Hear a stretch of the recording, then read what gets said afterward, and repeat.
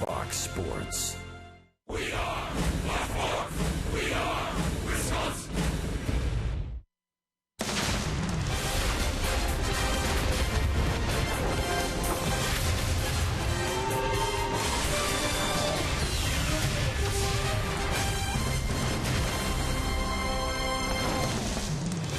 The series finale between the Brewers and the Cardinals here at Miller Park today. Mike Fiers will get the start for the Crew. He will go up against the Cardinals' Lance Lynn. And Mike Fiers looking for his first win of the season and making to look at the fifth straight quality start for the Brewers here today. Now, Mike Fiers struggled in his last outing, giving up a career-high 8 runs. Just 4 of those were earned on 2 grand slams. Ron Renneke is looking for more consistency from his starting rotation. And for Fiers, it's about consistency with his rhythm and his command.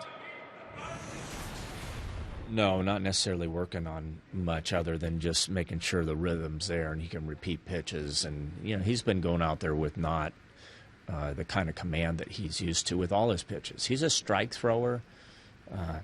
I wouldn't say he's a guy who's dotting the corners all the time, but he's got a lot of different weapons that are really good pitches. And he gets ahead of people. He gets ahead, and when he gets ahead of them, he attacks. And we need to get back to that guy. Quality starts were almost automatic for Fiers a year ago. 8 of his 10 starts were a quality start. He's looking to give the Brewers their 5th straight here today as they try to avoid a sweep against the Cardinals. Matt LePay and Bill Schroeder. We'll talk about who's in and who's out in the Brewers lineup. Gene Segura setting the table for the guys in the leadoff spot.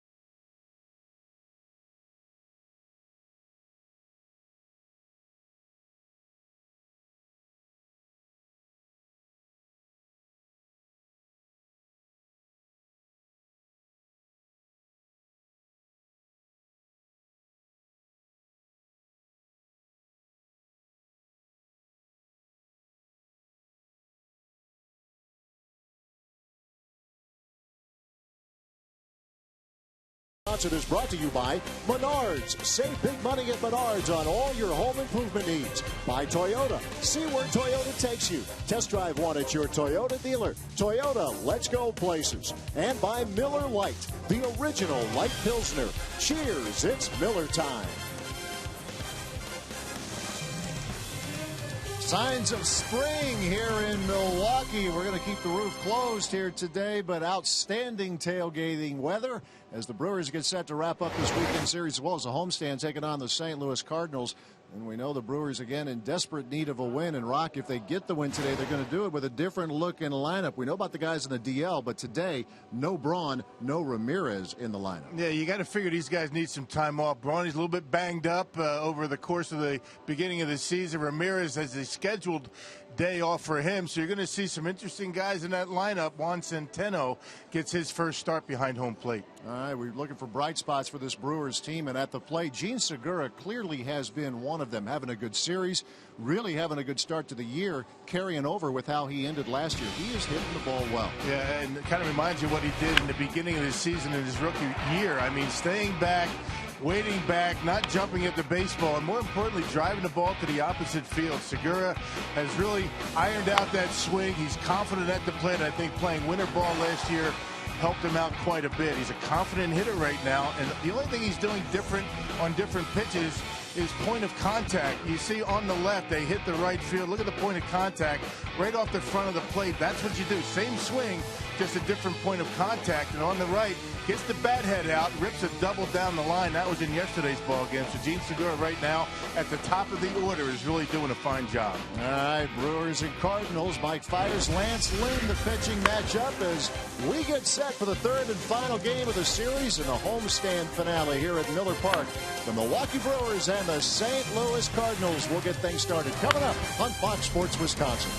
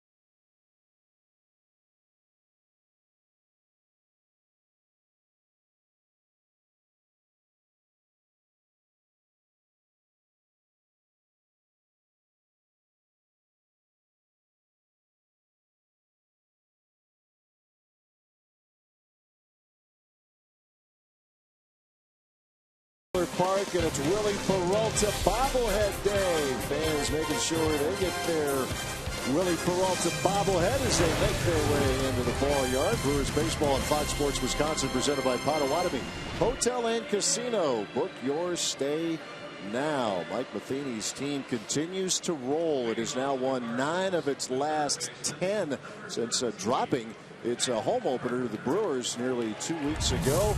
Let's take a look at that Cardinals batting order presented by Potawatomi. Matt Carpenter, he of the 12-game hitting streak, leads off. Jason Hayward, Johnny Peralta, the top 3. Matt Adams, Mark Reynolds, and Colton Wong in the middle. Peter Borges out in center field. Tony Cruz behind the plate.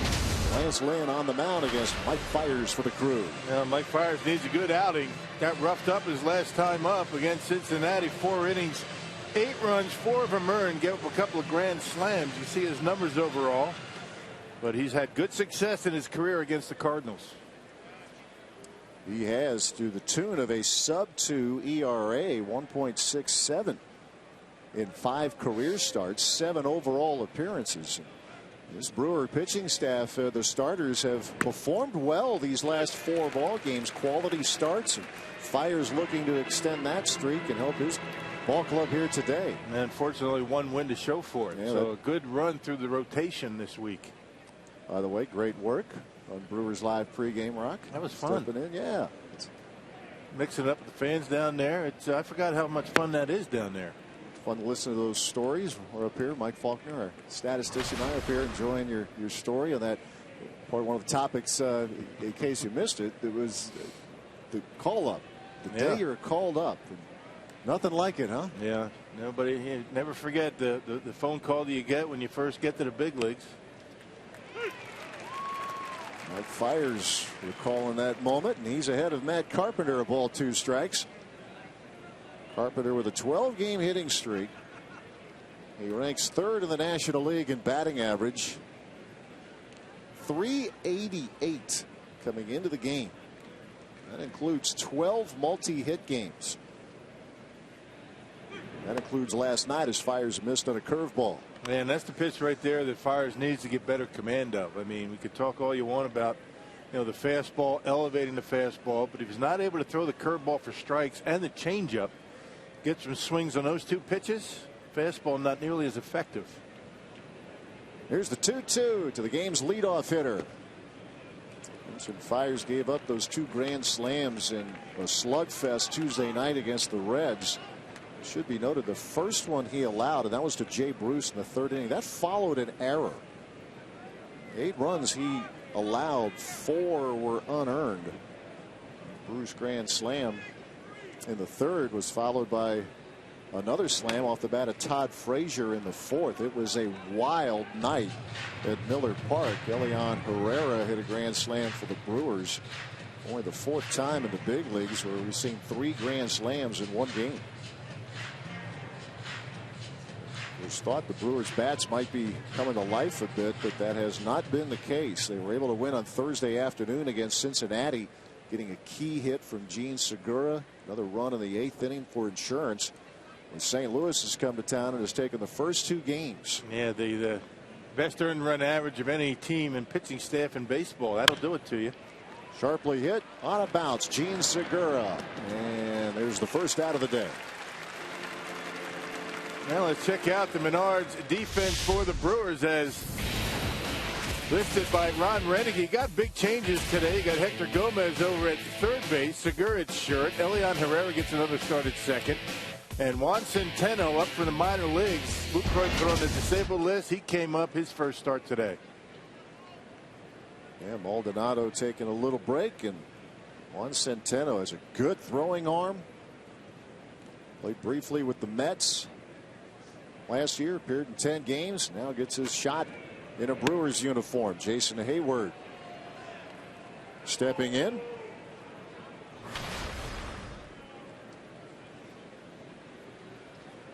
Hayward hit a solo homer on Friday night, a game the Cardinals won 3-0. Behind the pitching of Carlos Martinez. A couple of solo homers for St. Louis on Friday night. Hayward had one of them. Cardinals 12-4 going into today's game, a 3-game lead in the National League Central. There's that curveball. He's going to have to throw that for strikes. It's been a pitch that he has really struggled with in the early going, his first 3 starts. There it is. Big overhand curveball drops into the strike zone. And the 1-2. This with a fastball. When he's able to throw those pitches, those curveballs and changeups, and be effective, that's when he gets the big strikeout totals. That's when the high fastball is effective. Looking for that Mike Fiers of last year when he came up for good as a starter. He gave this ball club 8 quality starts, 10 outings. Split his 2 decisions against the Cardinals last year with an ERA of 1.98. So the Cardinals know full well how good Fiers can be at his best.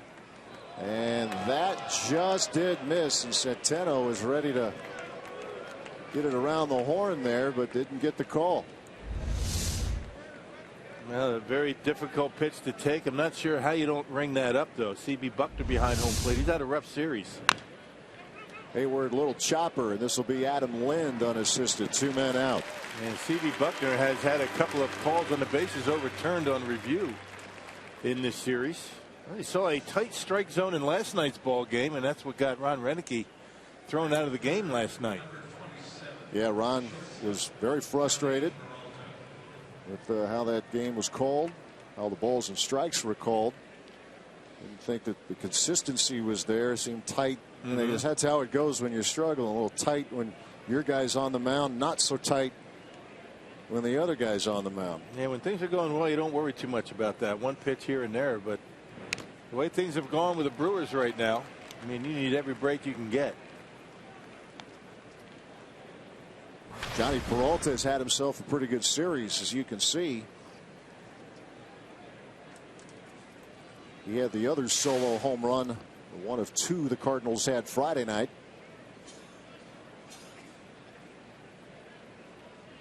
The 0-1 pitch, and that is a base hit for Peralta.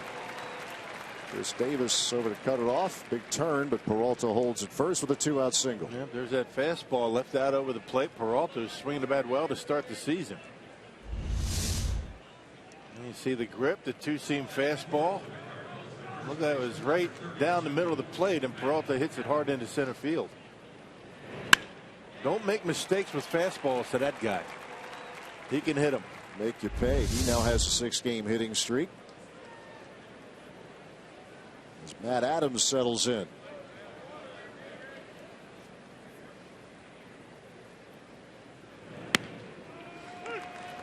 We had Mark Reynolds over at first yesterday. Matt Adams back in the starting lineup here today. He did come in yesterday as a pinch hitter. There's Reynolds. Will be in left field this afternoon for the Cardinals. A rare outfield appearance for Reynolds. There's a curve hit in the air, center field, coming on Schaefer. He'll play it on a hop. And the Cardinals, with 2 outs, have runners at first and second. Yeah, it was that curveball, and Matt Adams able to stay back on it and right off the end of the bat and dump it in front of Schaefer, who was playing deep. You got to play deep for Matt Adams, particularly with 2 outs and a man at first. That's not a bad curveball. He goes down and gets it, and a single to center.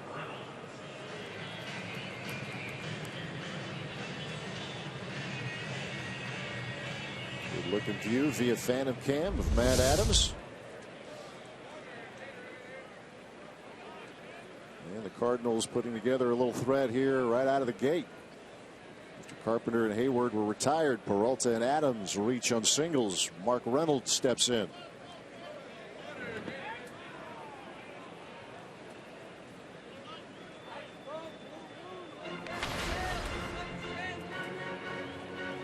He is 2 for 3 against Fires, so not a lot of at-bats, but he's gotten something done when he's had the opportunity. Always dangerous at the plate. He can take you deep.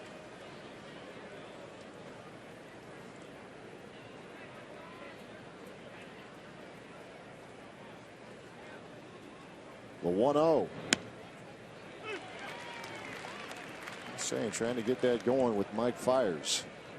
4-inning outing against the Reds. His longest outing was his last 10 days ago against the Cardinals. 5 2/3 innings. Not quite a quality start. Technically it was not, but he only gave up a couple of runs. John Lackey outdueled him. Reynolds a swing and a miss. 1-2 the count. Swung right through that fastball about belt high, and Fires able to get away with a mistake right there. I still slip into those basketball statistics now and then. 5.2. 5.2. It's okay. It happens. 5 2/3. 5 2/3. Fires ready with the 1-2.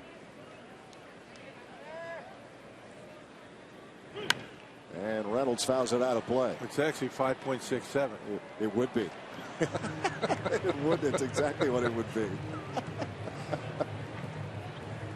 Just thinking about the Bucks winning at the buzzer yesterday against the Bulls. Very nice.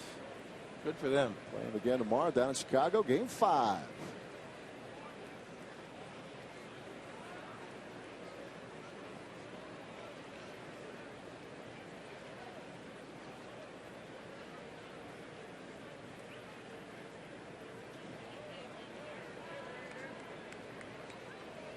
Pre-game, by the way, tomorrow, 6 o'clock. Bucks live on Fox Sports Wisconsin.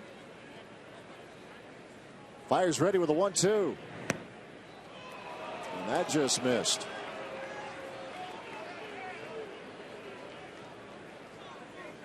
Reynolds showing some patience.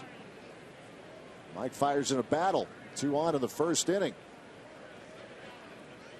Cardinals winning last night 5-3. Jumped out to a 2-0 lead. Got a big 3-run homer off the bat of Matt Holliday in the 7th inning. Brewers mounted a rally, put 3 on the board in the 8th. Aramis Ramirez with a 2-run knock. Ramirez with a scheduled day off today, and Ryan Braun also out of the lineup. The Brewers made it interesting, but did not quite get over the hump. Here's the 2-2, and now the count runs full. Yeah, Brewers had the tying run at second base last night and not able to come up with that big hit.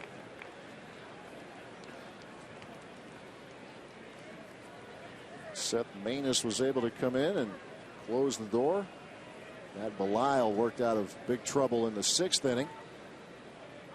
Opportunities were there again. Here's the payoff. Reynolds swings and hits it into left field. Back goes Davis near the wall. He'll make the catch, and it's allowed out to win the 1st inning. And the Cardinals get a couple of hits.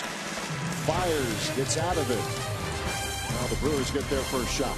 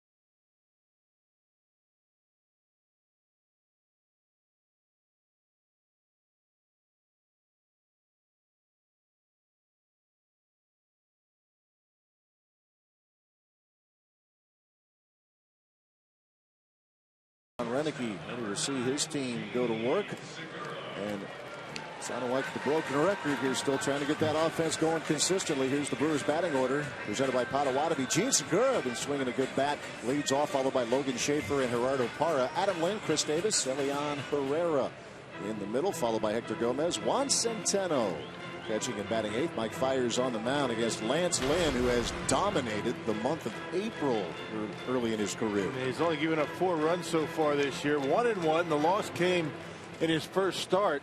A 2-0 loss to the Cubs, making start number 11 against the Brewers. He's 6-2. And 13-2 in the month of April. Going back to 2012. That was an all-star year for Lance Lynn, as a matter of fact, en route to an 18 victory season. He has won 15 each of his last 2 years. And the pressure a little bit more on Lance Lynn now that Adam Wainwright's on the disabled list. Yeah, it sounds like they're bracing for the worst to leave the game. They're calling it an ankle and an Achilles injury, left Achilles injury. We'll go back with the team after the game today, have an MRI tomorrow. But there is a genuine concern that he could be down for the count. Yeah. Missed the season if it is in fact an Achilles injury. He was just coming out of the box after a pop-up as Segura strikes out swinging.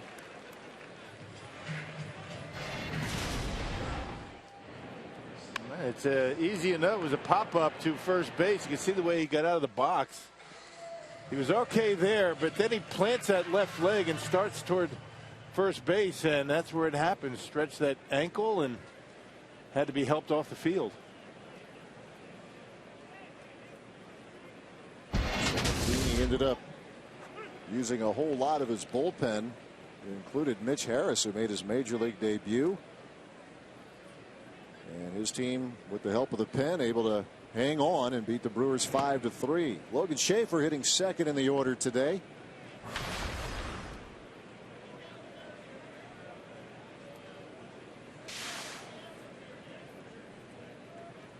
It's another start out in center field for the Brewers. Little check swing, and that is a fair ball down the line, and Schaefer's on his way to second, and he is in there. A stand-up double for Logan Schaefer. Yeah, take him any way you can get him right now. An excuse me swing. He tried to hold up and rolled one right down that third baseline. Excuse me, I didn't mean it. Tried to hold up, but put it in a pretty good spot. Rolled it literally right down the line. And bouncing over third base for a double. Brewers are due for a few of those. Yeah, you're right. Any way you can get them. Been some hard hit balls caught. You know, warning track. Fly balls that are caught. And time for a few cheapies. Gerardo Parra is playing right field today as Ryan Braun sits it out. And Parra has had, you see, not a whole lot going at the plate in this series, but he has done some damage at the expense of Lance Lynn in his career. Well, he's a good fastball hitter. Lynn throws a lot of fastballs. We'll see what he does, though, to Parra. Lynn with a good cut fastball. He'll throw a curveball. Maybe he's going to switch it up to Parra here. And Gerardo swings and fouls. Take a look at a DraftKings player to watch, and this is why, as you look at those numbers. Play daily fantasy baseball for free on DraftKings.com, the official daily fantasy partner of Major League Baseball, with a promo code CREW. A few guys that have pretty good numbers against Lance Lynn. Gene Segura, one of them. Logan Schaefer with his fourth hit. He's 4 for 9 now against Lance Lynn. Parra trying to make it 10 out of 20 against Lynn. Here's the 1-1. Fastball away.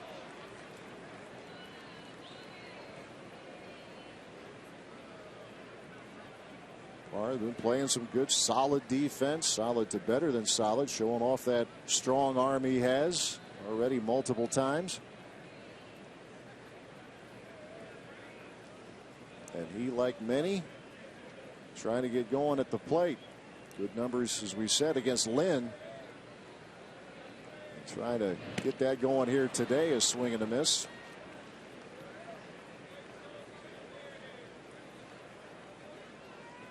Logan Schaefer with a double down the line and left after Segura opened the inning by striking out.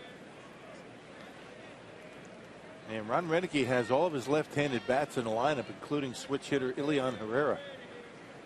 Trying to get something going against the right-hander out there for St. Louis.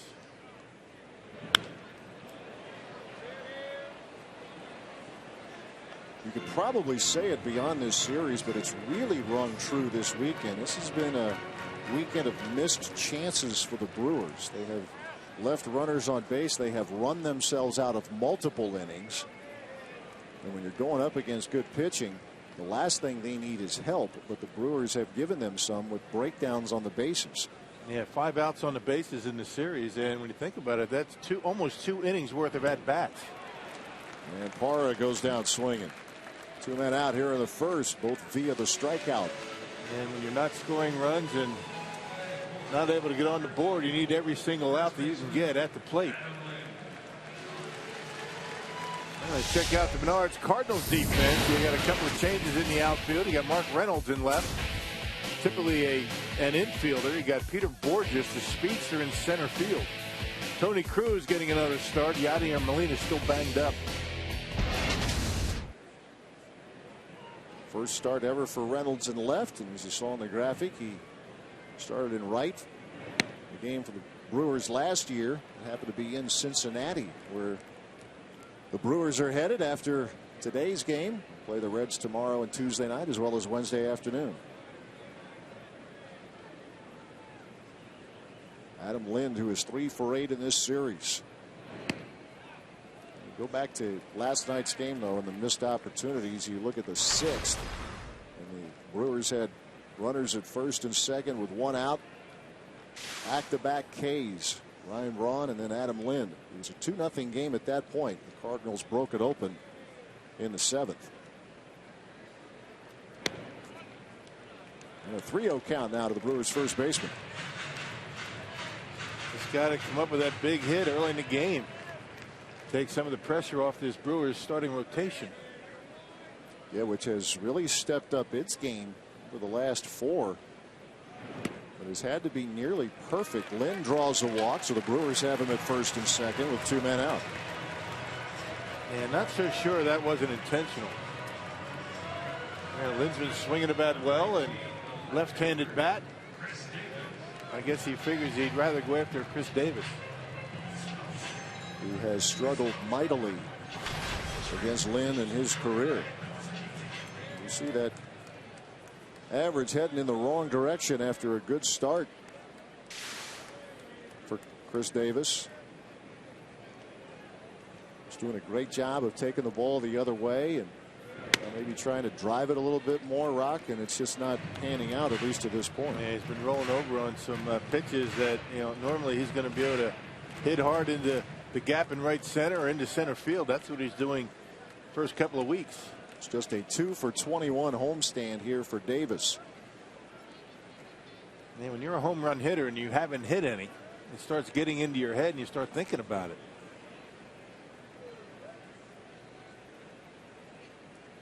One for 12 in his career against Lance Lynn. He steps in there now with an RBI chance. Cardinals left 2 in the top of the first. Brewers have 2 on here in the bottom.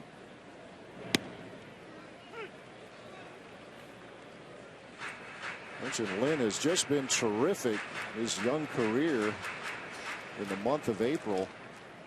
13-2, actually won his first 12 decisions before finally losing in April last year, and has split his first 2 decisions so far this season. Yeah, but not nearly as good in the second half. Yeah, that's the win total for him each of the last 2 years at 15.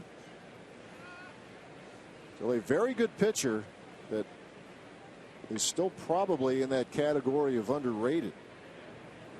2-1, fouled out of play. Man, there's a hanger right there that Davis would like to have back and drive into the gap out in right center. A hanging slider. That's what we're talking about right there. I mean, none of the months really all that poor except for August, but look at April. Yeah, April outstanding. May pretty good as well, but as the season moves along, it starts to level off a little bit. Here comes the 2-2. And Lance Lynn gives up a couple of hits, or rather 1 hit, a walk, and he punches out 3. And we are through 1 here at Miller Park.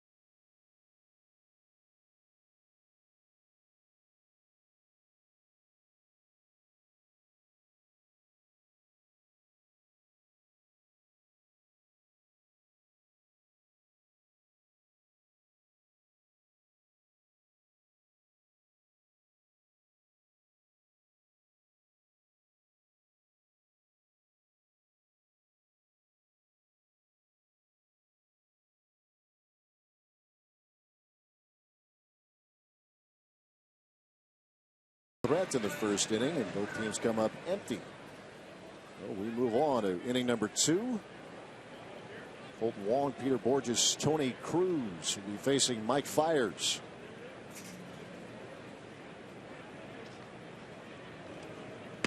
Fiers in the first inning gave up singles to Johnny Peralta and Matt Adams. Got out of it as Mark Reynolds with a warning track fly ball to Chris Davis to end the inning.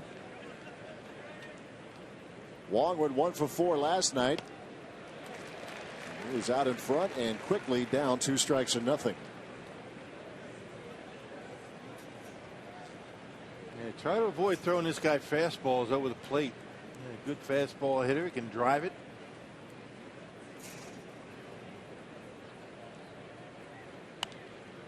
And this has popped up. Centeno just out of room. A nice catch. That was a nice catch. One-handed catch. Not that easy. You know it hurt though. He's not going to rub it. Purple sweater. Check it out. One hand. Come on. Looks like he's done that before. You know that's hurting. He's not going to let on though. Well, you can't. You can't do that. Don't rub it. Little chopper that'll roll foul.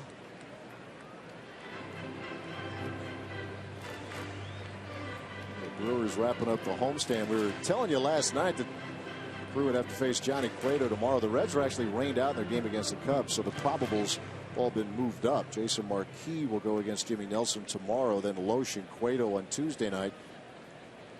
Matt Garza and Mike Leake are scheduled starters for Wednesday afternoon.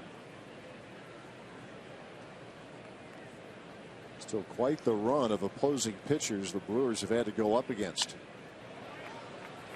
As this matchup continues. Well, that's life in the National League Central, though. I mean, thinking about it, I mean, some say it's the best division in baseball. That's arguable, of course, but there are some pretty good pitchers in the division. And the Brewers still in that stretch of games that will be a 22-game run when it's all said and done early this season against Central Division opponents.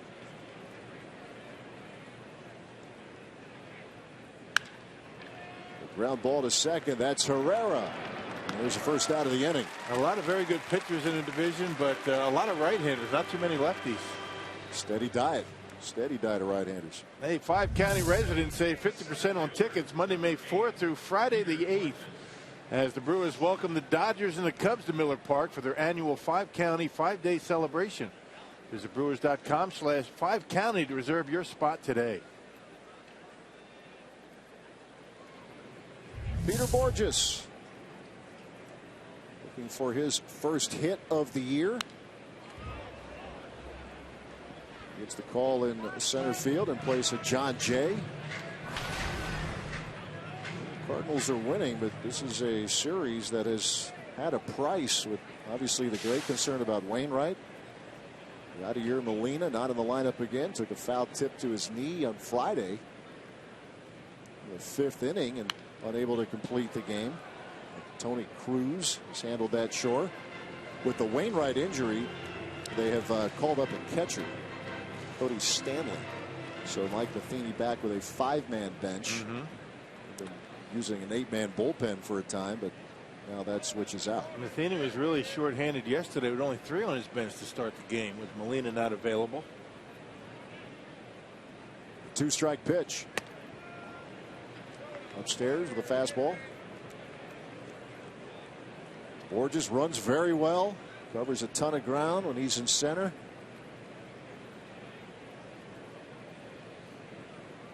Hit .231 a year ago. There's a curve, strike 3 call. There's that curveball he's been looking for right there. Well, that's a good sign for Fiers. He needs that pitch. He's thrown a couple of good ones already today. Big looping overhand curveball, that 12-6 rotation going straight down and dropping right in the strike zone, and C.B. Buckner rings it up. Look how much that pitch breaks. Right on the edge. They'll just lock you up at the plate. That was what happened. 2 men out with the bases empty for Tony Cruz. Hitting .222. He had to appear in 50 games a year ago. Remember, Yadier Molina missed a lot of time with a thumb injury, about better part of 2 months. Yeah, tendon in the thumb. And very quickly fires in front, 0-2. Yeah, working ahead in the count on the cut fastball that time.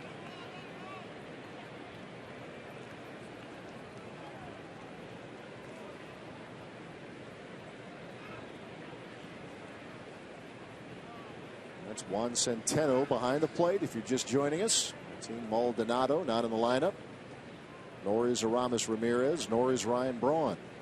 Here's the 2-strike pitch.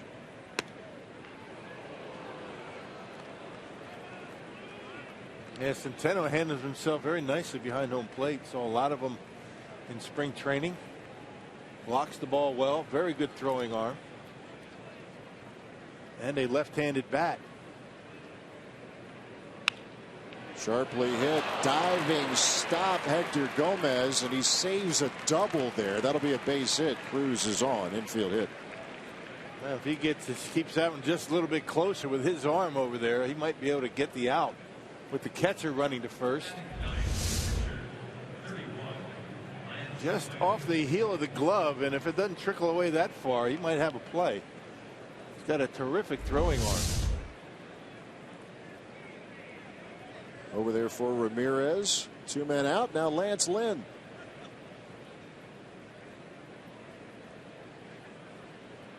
The Cardinals with hit number 3. Stranded runners at first and second in the first inning. Lynn with a base hit so far.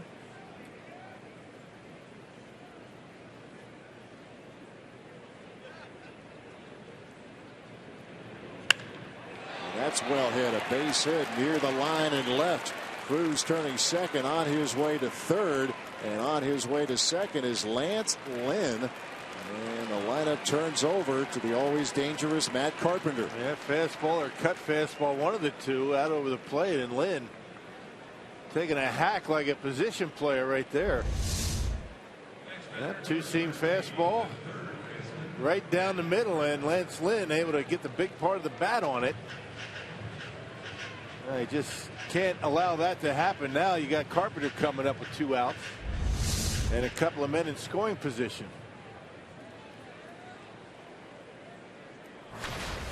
A short list for best hitters in the National League at this early stage. Grounded to short in the first inning. Carpenter coming in 3rd in the National League in average. Another scoring threat for St. Louis. Curveball in for a strike. Carpenter now 4 for 11 in the series, but just 2 for 15 in his career against Fires.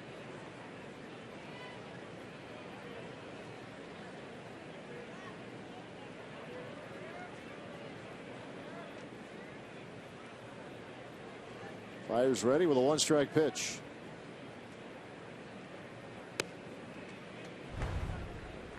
Look at our T-Mobile game changer, and Carpenter is just that. As you see, leads the league in multi-hit games and doubles. Top 5 in average. And he is spraying the ball everywhere, and just a really, really good hitter. Just the kind of guy you want at the top of the order. And he will take a walk, so he's got that big on-base percentage. Took 95 walks last year to lead the league. DJ LeMahieu right now leading the National League in batting at .419. LeMahieu with the Rockies.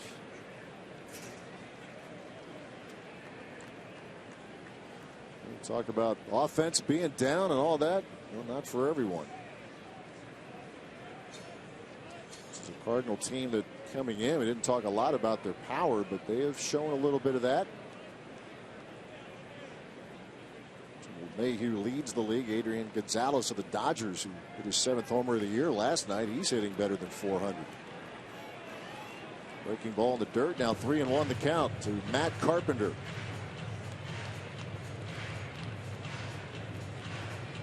A hitting streak of 12, by the way, matches a run that Matt Holliday had ended a few days ago. 5th of April to the 21st. Holiday had a 12-game hitting streak. Cardinals as a team with a .260 batting average. That is 4th in the National League. And now the count runs full to the Cardinals' third baseman. Yeah, good pitch right there, a cutter. You know, Carpenter was sitting all over a fastball, put a little wrinkle in it. And you see the grip, you see the rotation on the baseball, not quite a slider, and ball just has enough movement to keep Carpenter from swinging. So let's see if Fiers can work his way out of trouble again. Got out of it in the first. Now runners at second and third, and a full count to Carpenter.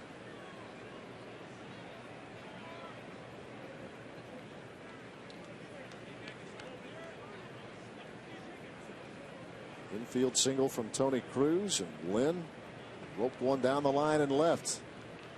That's how St. Louis has him at second and third. Here's the pitch. And the bases are loaded.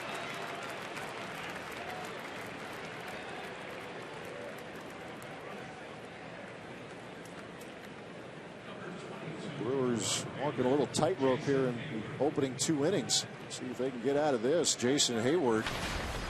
Well, I guess if you had to choose one, I guess I'd rather go after Hayward as opposed to the guy that's third in the league in batting average. Not to say that he walked him intentionally, but I mean, I guess if you have to walk a guy, Carpenter, not a bad one to walk with first base open. Jason Hayward hitting just .211. Takes a strike. Hayward last year hit .271. He comes in a career .261 hitter.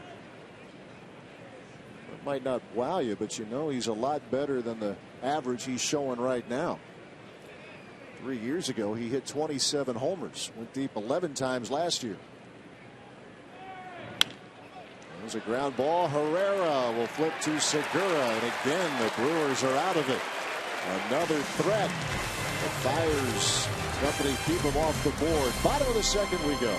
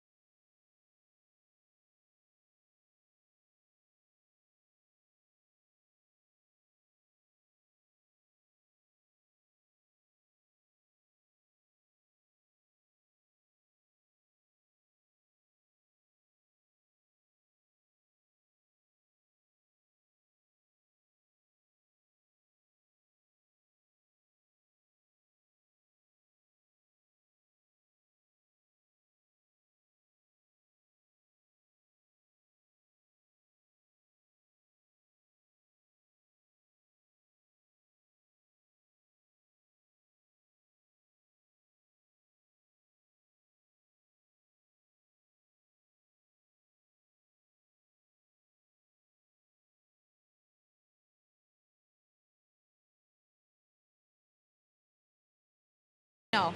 Scoreless here at Miller Park as we head to the bottom of the second. For Ron Renneke, he has used 17 different lineups in the first 18 games. Today, no different. No Ryan Braun, no Aramis Ramirez. Martin Maldonado also getting the day off. And Ron Renneke said right now it's just a really difficult balance with the position that they are in. Already having 3 starters on the disabled list with Gomez, Jeanette, and Lucroy.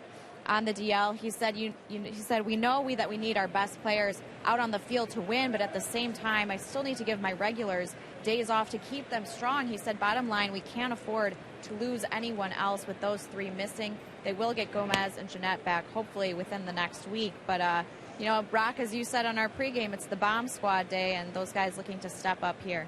Yeah, you know what? I can say that because I was one of those guys. You were a part of that? I was one of the guys that the manager said, all right, I'm going to rest my starters and I'm going to throw my bench guys in there. And, you know, every now and again it works. You know, hungry players, guys getting an opportunity. Sometimes, you know, you just get it going and you put some runs on the board. And remember back in April last year, you had some injuries. Braun was down. You had Ramirez. He was hurt. And Ron Renneke was posting a lineup that didn't look a whole lot like what he thought he was going to have going out of spring training. Herrera out to shallow left, and Peralta unable to make the play. That'll be a base hit. That's how the second inning starts for Elian Herrera and the Brewers.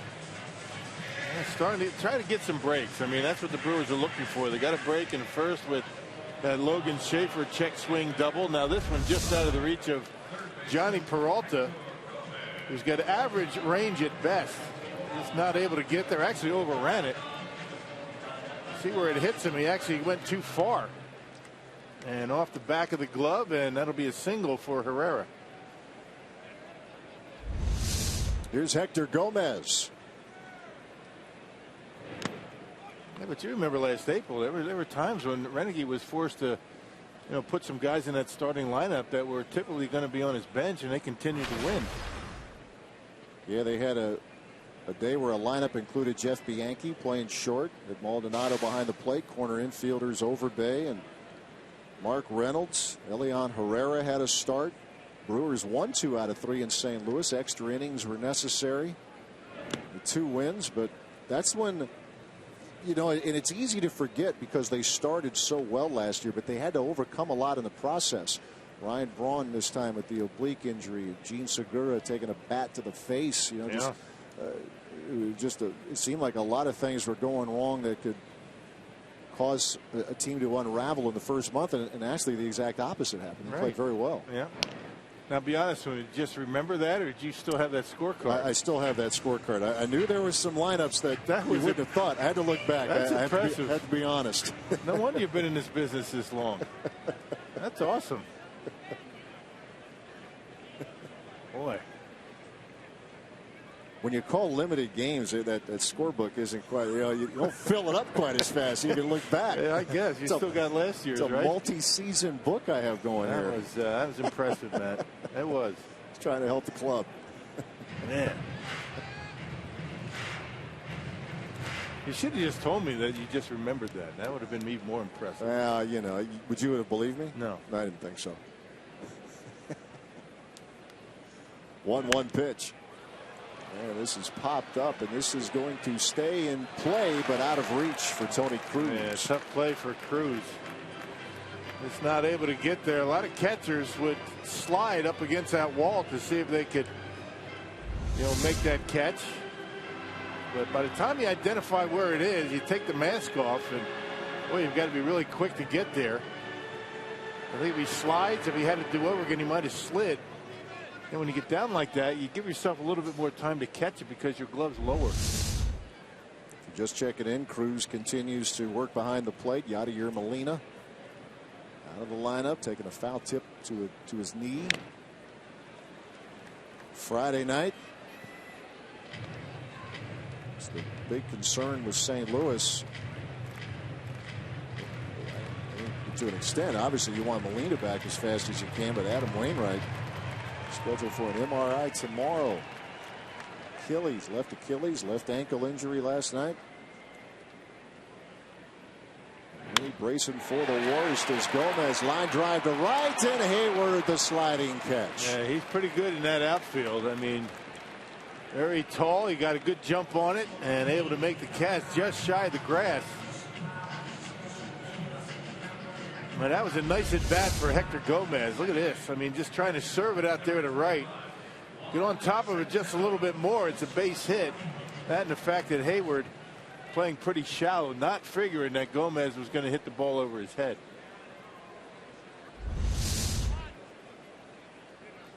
Impressive play by a very good right fielder. And now here is Juan Centeno. His official Brewers debut, the regular season game. See what he did at Colorado Springs. As Rock mentioned, good defensive catcher. Appeared in 10 games for the Mets last year. Saw a lot of him in spring training. He caught just about every day, finishing up games.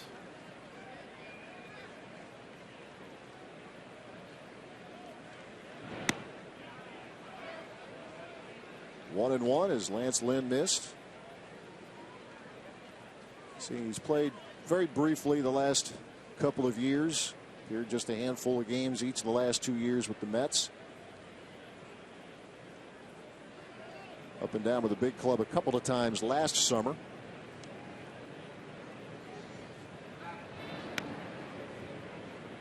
Lynn keeps an eye on Herrera. They get good solid defense with Maldonado and Centeno, but the Brewers, they need to get Lucroy back. And it's going to be a while to get Jonathan. We're talking at least a month. Yeah, took a foul tip and broke his toe. Got to get that back going.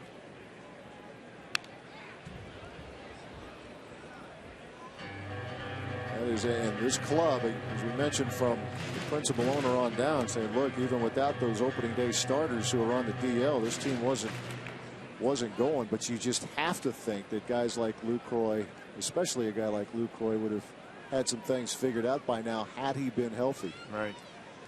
But it's a tag team of Maldonado, actually mostly Maldonado. And now today, Juan Centeno, a ball, 2 strikes. Fastball misses. Man, Lynn's been looking in there a couple of different times, kind of looking in twice at C.B. Buckner.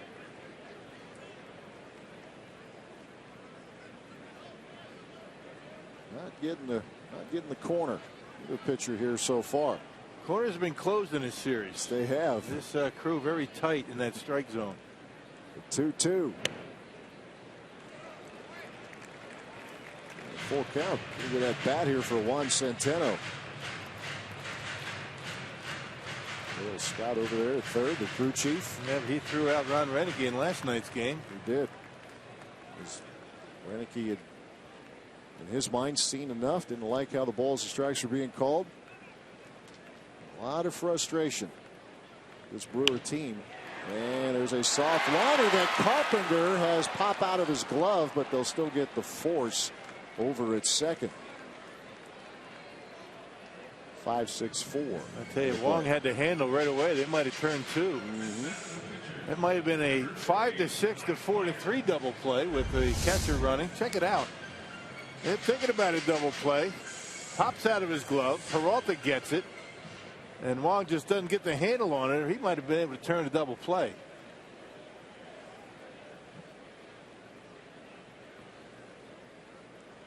Cardinals have not been all that clean defensively. Of course, you could say the same about the Brewers. St. Louis with 14 errors coming into this game. Colton Wong has had his ups and downs over at second.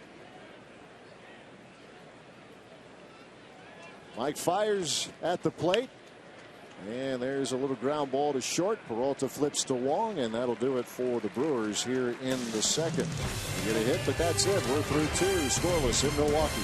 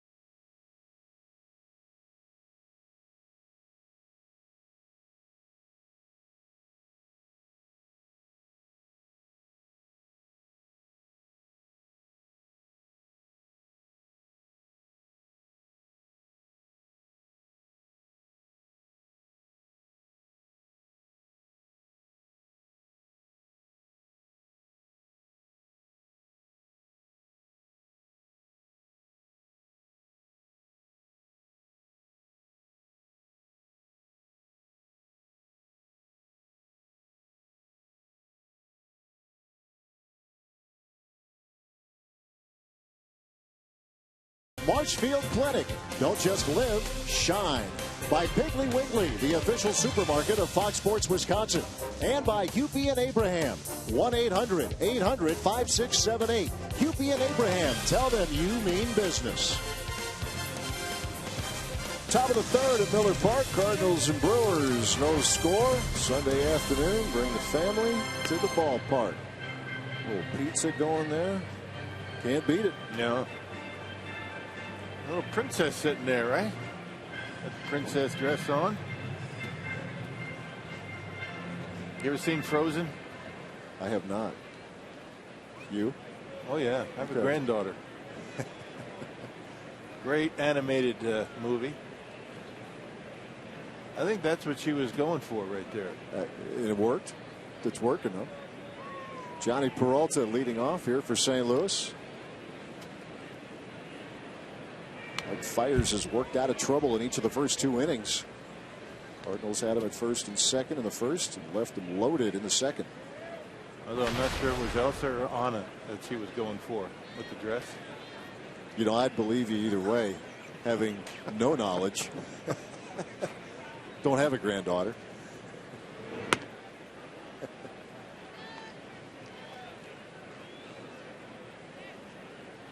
One and one to Peralta. Cardinals with 4 hits through the first 2 frames. Today in Cincinnati, Cubs lead the Reds 5-2. Cubs got them in extra innings on Friday night. They were postponed yesterday. Brewers will be in Cincinnati tomorrow. Pirates beat the Diamondbacks last night. They'll play again this afternoon.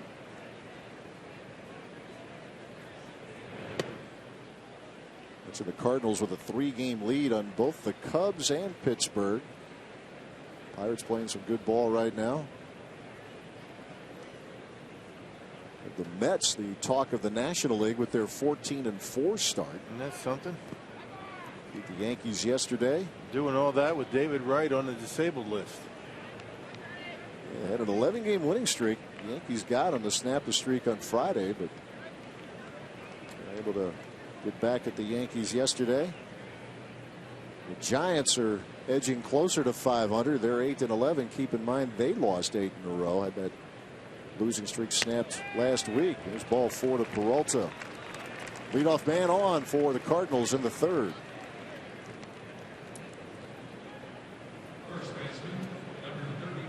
Hey, look at the American League, and the Royals certainly not just with the rumbles that they've gotten into, but the Houston Astros have won 10 of their first 17 games. Did you check out their team earned run average?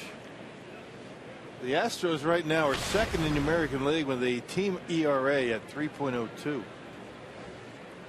Royals lead the American League with a 298 earned run average. How about the Astros pitching staff? Yeah, it's amazing what can happen when you get some good consistent pitching, which we might add the Brewers and the starters here have done that in these last few ball games. So you have the Cardinals over here in this league with a sub-2 ERA. Rock telling you what the Astros are doing. Big part of their story in the first month of the season. Adams, a little bloop in a right to center field. That's a base hit. And again, another threat going for the Redbirds. Runners at first and second, with nobody out here in the third. Last time in the first inning, back-to-back hits by Peralta and Adams came with 2 outs and nobody on. There's a fastball. He got in on the hands of Adams, but he's strong enough to dump it into center field. His first time up, he was out on the end of the bat on a curveball and dumped it into center. So hasn't barreled anything up, but he's 2 for 2. Trying to get that average going in the right direction, and off to a very good start in doing that. He hit 288 last year. It led the team. Here's Mark Reynolds. He took Chris Davis to the track. Deep fly ended the first inning. So for the third time in as many innings, the Cardinals are threatening. That left the bases loaded last inning.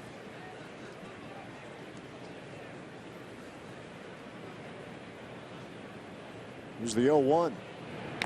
And Reynolds shortens up, bunts it foul.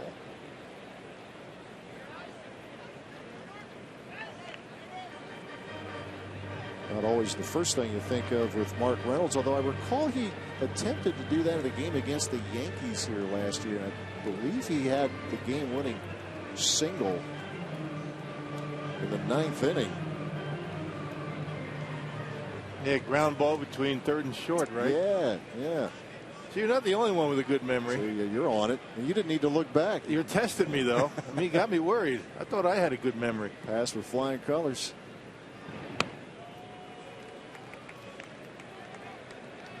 Can't get anything past you.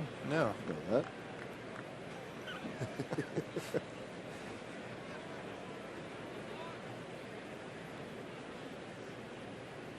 Carey in the booth here. So BA gets back about a little over 2 weeks. He's still on NBA playoff duty. Calling one close game after another. Doesn't matter if it's the NCAA tournament or the NBA playoffs. Yeah, did the Bucks last night, right? I believe he did. They have him bouncing around everywhere.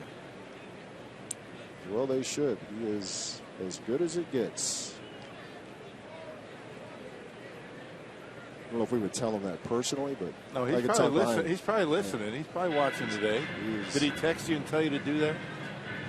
Yeah, but got dinner taken care of. So yeah, okay, right. Yeah. At a price. Well, he is a great talent. I don't know many guys who can do it at a high level. So many different sports. Right. 2-2 to Reynolds.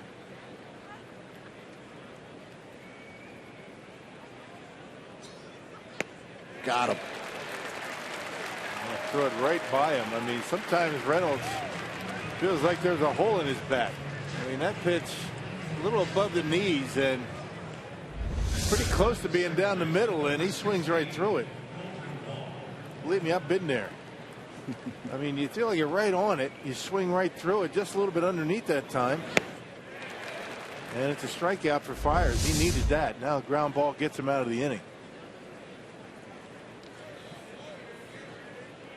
Colton Wong. Ground ball to second. First trip. There's a line drive over Herrera. Base hit to right. Parra up throwing, and they're not going to challenge that arm. No. Peralta holds at third, and a wise decision over there by the third base coach, Jose Oquendo. Now another fist shot by the Cardinals. They haven't been hitting the baseball all that hard, but they've been finding some holes. 6th hit. Hardest hit baseball was the hit by Lance Lynn, the pitcher. He dumps that one over the head of Herrera, and you know, with Parra's arm in right, no way they're going to send him. So for the second time in as many innings, the Cardinals have the bases loaded. Fiers turned them back in the second. Let's see what happens here in the third. Peter Borges, curve in there for strike one. Tough guy to double up. That's very, very well.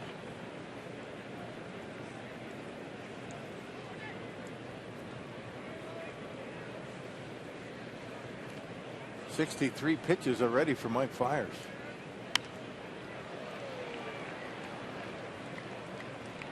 Borges behind 0-2.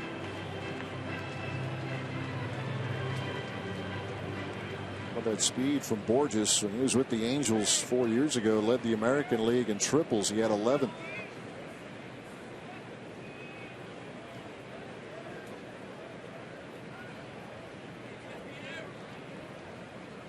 Fiers ready with a 2-strike pitch. Strike 3 called. Back-to-back strikeouts. They got the corner that time. C.B. Buckner rings him up. Yeah, we've seen that pitch called off the plate a number of times in this series. There it is. Might have got a bit of a break. Buckner behind home plate rings him up. Looked like it was off the plate. Said back-to-back, his 2 outs have been via strikeouts. In between, a Colton Wong single. Bases stay loaded as Fiers get set to face Tony Cruz. Infield single his first trip.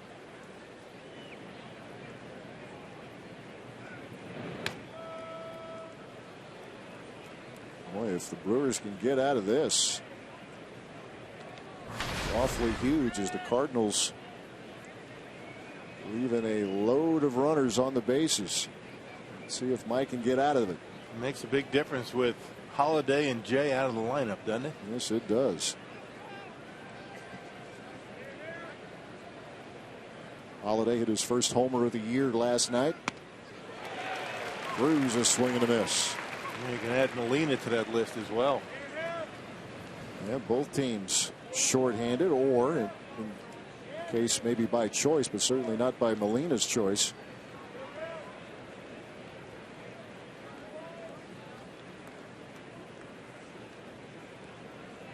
One ball, one strike to Cruz.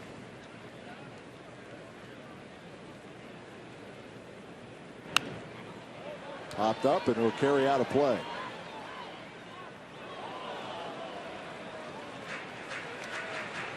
The Cardinals, while winning these first two games, they haven't exactly been lighting it up with runners in scoring position.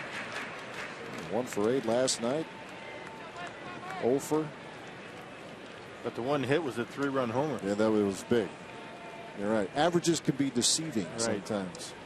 But I get the point. Yeah, they haven't really been getting the big hits either. Here comes the 1-2. Same pitch. See, there's the consistency that's been lacking. And that's what drives a manager and players nuts. It was a strike to Borges. And now with the bases loaded and 2 outs, it's not. The same pitch. It's even better. Here comes the 2-2. We'll do it again. All players and managers are asking for is consistency in the strike zone. Didn't get it that time.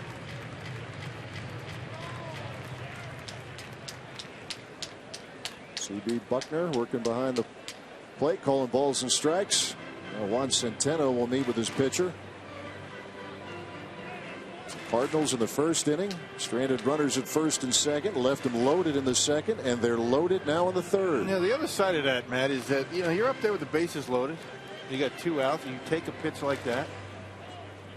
Hard to do. And you get rewarded for it. That's the thing that drives you nuts. Yep. Got to be up there swinging.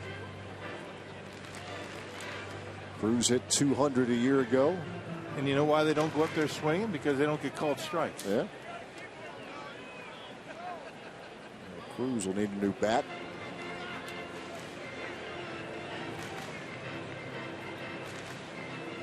Peralta at third, Adams at second, Holton Wong the runner at first. So Mike Fiers trying to keep the Cardinals off the board. 2-2 count.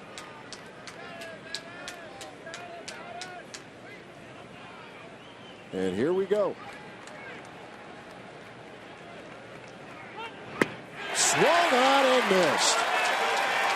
He strikes out 3 in the inning. The Cardinals strand 3 in the inning. Well, they are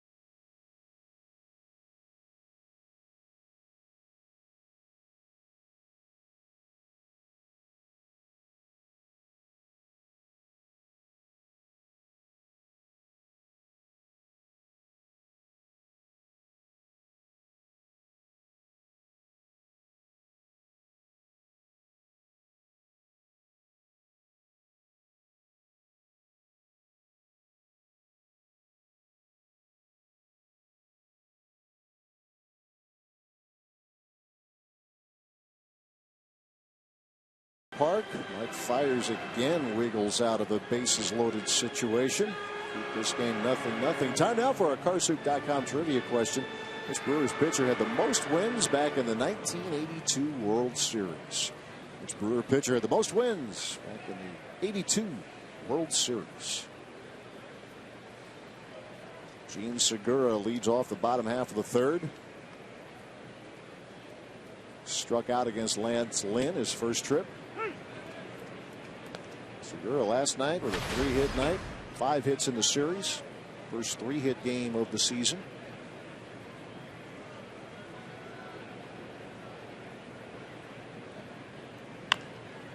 Little chopper. Carpenter charging and quickly over to first. 1 out.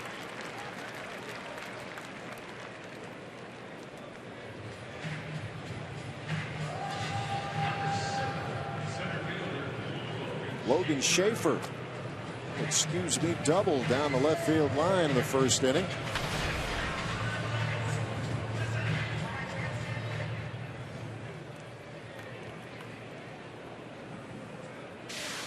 Starting lineup, he served as a pinch hitter fairly frequently in these now first almost 3 weeks of the season. Yeah, tough duty coming off the bench. You don't get a lot of bats. Guys like Logan Schaefer that don't get to play too much. I really love having these starts from time to time. You get 4 at bats. And you feel like you're a part of things, and he's got himself a base hit already. Always important when you don't get many starts to have some success at the plate early on. Get that confidence going. Kept battling and earned himself a spot in the opening day roster. Ball 2 strikes. Schaefer will be followed by Gerardo Parra.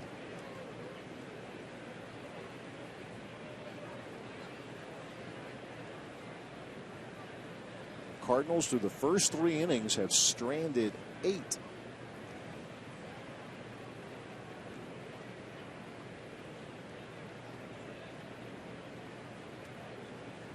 Long look in. Lance Lynn. His catcher Tony Cruz.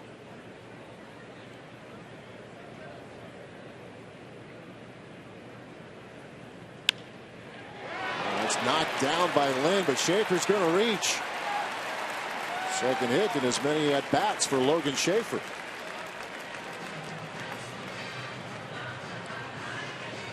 Well, knocks that one right off of Lance Lynn, and Tony Cruz going to go out to make sure he's okay. So getting on the side of that pitch, and one hops and gets him, and that'll be a base hit. Got him right above the gloves, well, actually in the back. So 2 for 2 for Schaefer.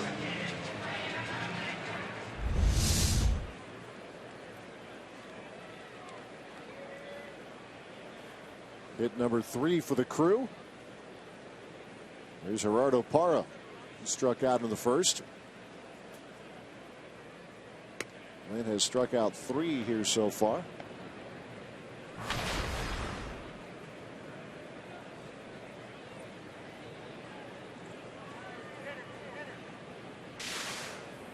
Time for him to get going a little bit.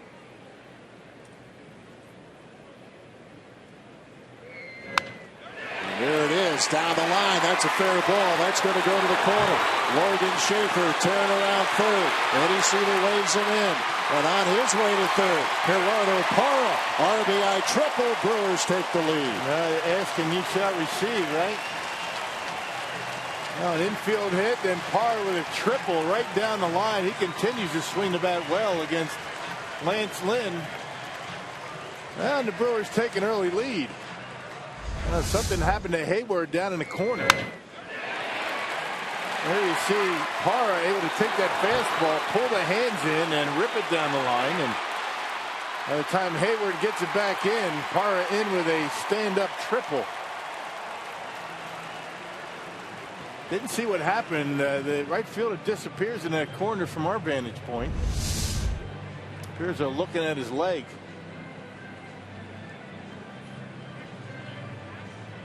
That left leg, I don't know if it's the knee specifically. We'll say the leg in general. That's looks like when you do that, it's a calf. Yep. He's flexing that foot a moment ago. Yeah, you can see him on this angle right here. Kind of loses his balance a little bit, and not sure if that's what it was, but they're taking a look at him.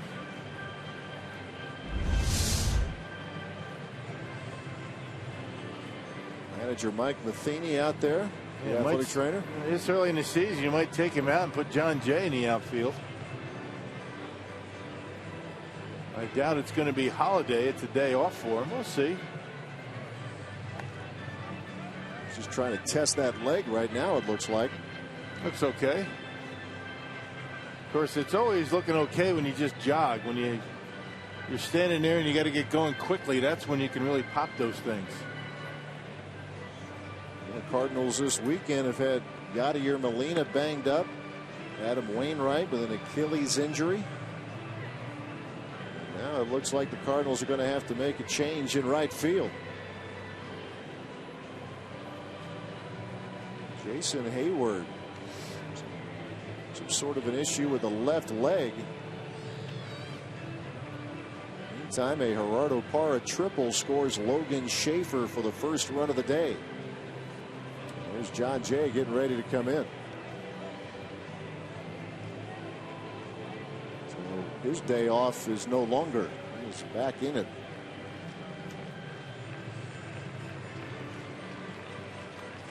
So the Cardinals, a team playing so well, they've won 9 of 10, but expensive concern. Expensive series, right? Yes, it is. Molina, Wainwright, now Hayward.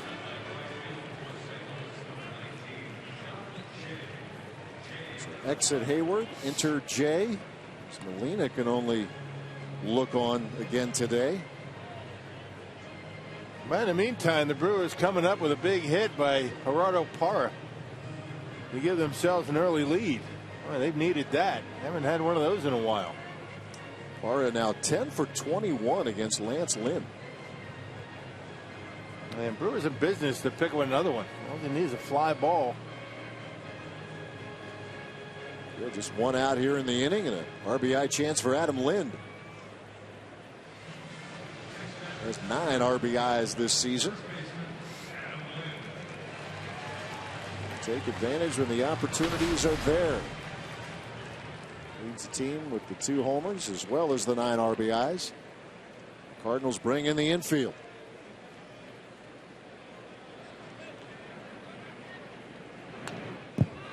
Healthy cut and a foul ball.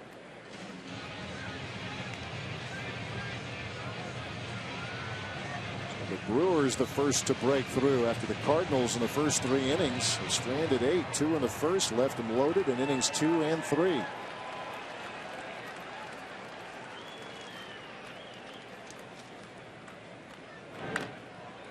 Lance Lynn has not lost a decision against the Brewers in a couple of seasons. Go back to August of 2013. The Brewers roughed him up a little bit in 6 innings, gave up 6 runs, 9 hits. Brewers a run on 4 hits so far today. And he still has a 223 earned run average. I mean, that tells you how good he's been in the other starts. Tony Cruz now getting dinged up.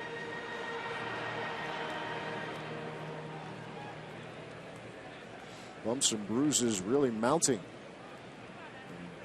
A couple of cases, or at least one for sure with Wainwright. It's more than a bump and a bruise. 2 strikes and nothing to Adam Lind. There's a drive hit back into right field. John Jay going back, looking up. It is gone. Adam Lind, a 2-run blast, and it's 3-0 the Crew.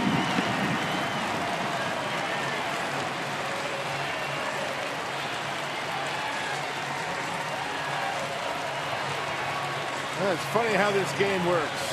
First time up, it looked as though the Cardinals were pitching around him to get to Chris Davis, and on an 0-2 pitch, Adam Lind gets one up out over the plate and knocks it out of here. I mean, everybody in the ballpark knew that was gone.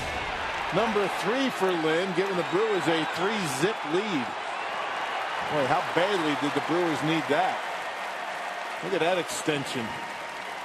You can always tell when a guy barrels one up. You don't see any wobble in that bat at contact, and that's what you saw that time. Powerball home run count number 3 for Lynn. He got all of it. Even Ron Renicky can smile for a moment. Turning on an 0-2 pitch. Here's Chris Davis.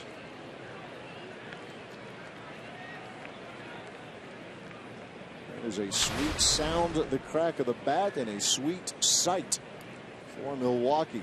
Watch an Adam Lind launch. All started by Logan Schaefer.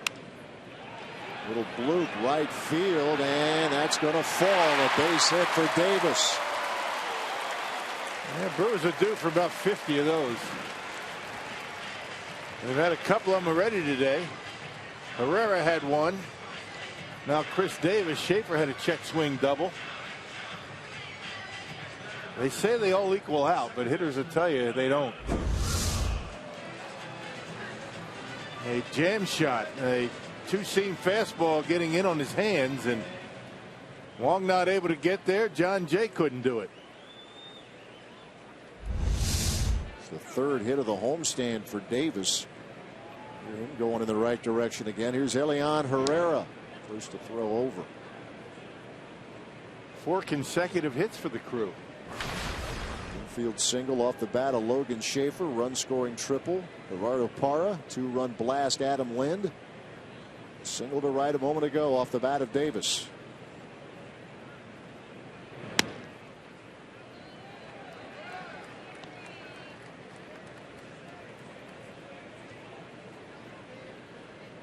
Herrera getting his 5th start. 6th overall appearance.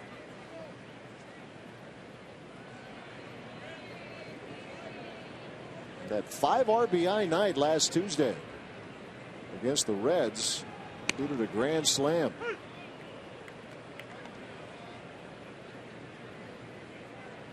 Yeah, got the Brewers off the mat and made it a game. They pulled them to within 3, but it was just more of a football type of a score. 16-10 game. Brewers were able to get 1 win out of that series with the Reds and trying to take the final game of this set with the Cardinals. 3-0 St. Louis on Friday night. 5-3 the Cardinals last evening. But the Brewers have the early jump today. 3 runs on the board in the 3rd. Still 1 out. Chris Davis on at first. That's sharply hit. Center field. Borges has it measured. 2 men out.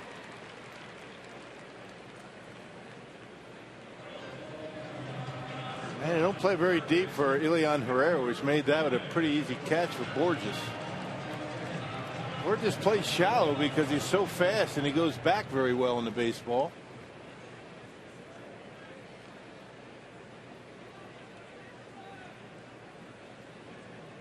Some hard hit balls that are, at least in a couple of occasions, finding gaps or flying over the wall, and a couple of bloops falling in for Milwaukee here as well.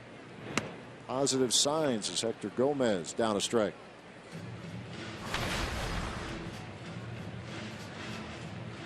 Remember, he was brought up to the big club last year, played in 15 games. 6th start of the year here this afternoon.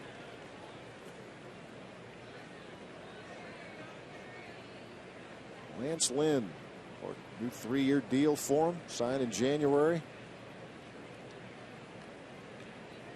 Very good pitcher, but the Brewers have reached him here in the 3rd. He was a 1st-round pick, 39th overall back in the 2008 draft. Attended the University of Mississippi, Brownsburg, Indiana. Big boy out there in the mound. Yes, he is. Dropped a fair amount of weight a couple of years ago. Still, as you said, a big man, big boy. Big boy that's had the velocity come down a little bit. I mean, he was 95.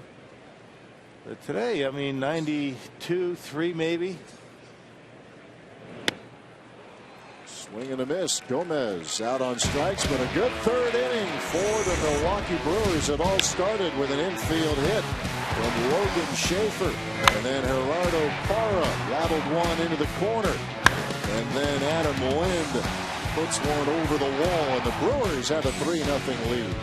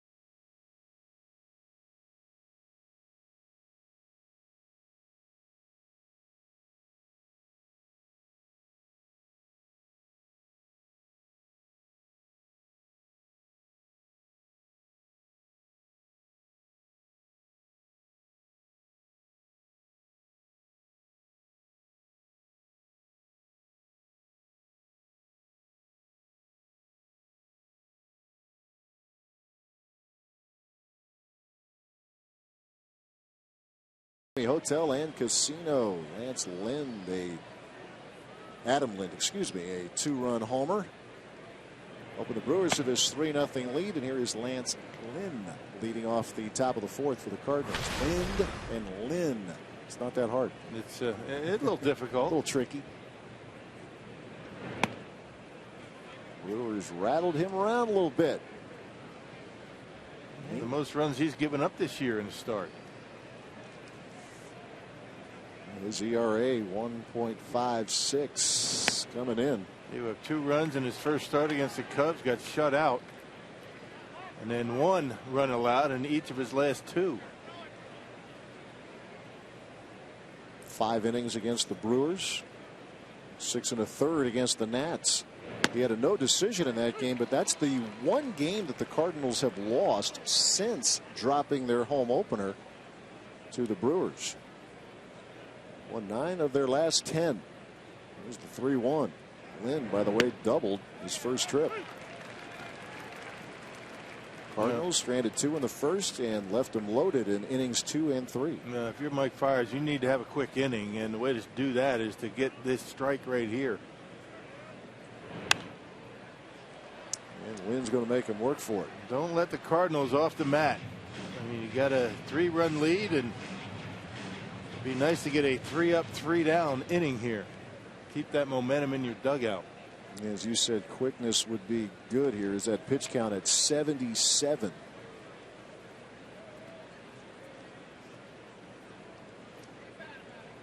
Here's the payoff. And did he go? Yes, he did. Wow. Lance Barrett, the first base umpire, and Mike Matheny doesn't think so. I kind of agree with him. That was a break for the Brewers. Lance Barrett at first. Well, maybe look a little closer on the replay, but normal speed didn't look like he went. I can see why he called that. And Mike Fiers very fortunate because that was nowhere near the strike zone. So it is a strikeout.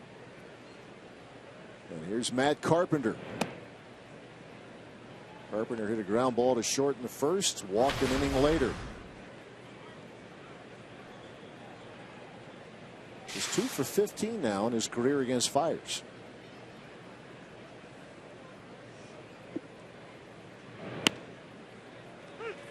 Good changeup that time. Hadn't thrown too many of those today.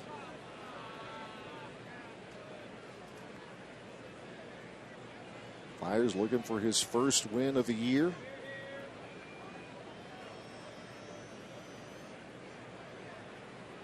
dance out of trouble in each of the first 3 innings.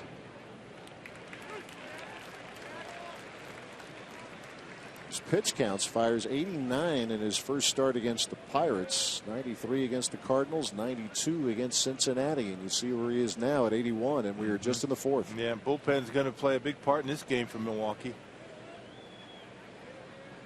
Here comes the 1-2.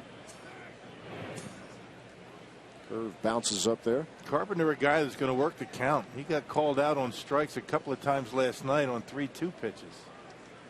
Both times he thought it was off the plate, but got rung up. So he's not afraid to take pitches, even with 2 strikes, even when they're close. He's got a good eye up there. 95 walks last year, 7 so far in 2015. And that's a punch out. There you go. And Carpenter's not happy with that. There's a couple words for C.B. Buckner. Yeah. He talked about how good of an eye he has at the plate. 3rd time he's been rung up on strikes in the last 2 games. C.B. Buckner gets him on that one on the corner. Let's see where it was. Where does Fox Tracks have it? Too close to take. Strikeout number 6 for Mike Fiers. Here's Jason Hayward, or excuse me, John Jay. He is in now for Jason Hayward, who had to come out in the last inning with some sort of a leg injury, left leg problem. Jay with a hit in this series, and he has a second hit. Rolls one through the right side. Hey, Fox Sports Supports is proud to team up with Boys and Girls Clubs of America. Boys and Girls Clubs help young people to reach their full potential as productive, caring, and responsible citizens through programs that promote character and leadership, education, healthy lifestyles, and more. For more information, visit foxsportssupports.com. 2 outs, a runner at first for the Cardinals. Johnny Peralta settles in.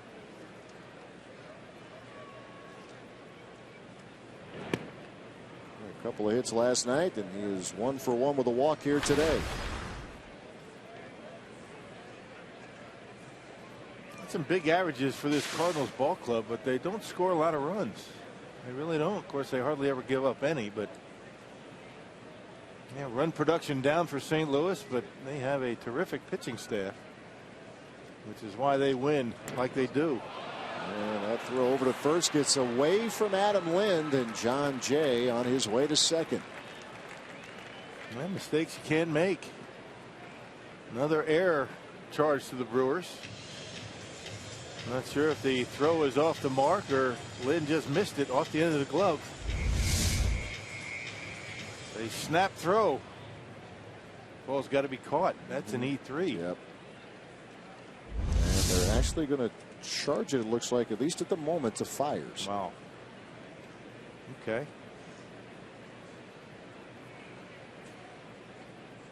That is the 18th miscue of the year for the Brewers, and it's going to lead to a run. Peralta single to left. Here comes Jay rounding third. Throw is cut off, and the Cardinals are on the board. Every time they make a mistake, they pay for it. Lind not able to catch the throw from Fiers. And Johnny Peralta comes up 2 pitches later and drives in a run. That's kind of the way it goes. You make a mistake, and every single time it seems like the Brewers give up runs after a mistake. And for the record, that has been changed. It is an error on Adam Lind. Like he said, just couldn't handle the throw. And the Brewers are having a world of trouble with Johnny Peralta in this series. He is now 7 for 10. Including 2 hits today. Here's Matt Adams. Ground ball to Herrera at second. He bobbles but has time, and that will wrap up the 4th. Well, Cardinals get on the scoreboard. They're through 3.5. It is 3-1 Milwaukee.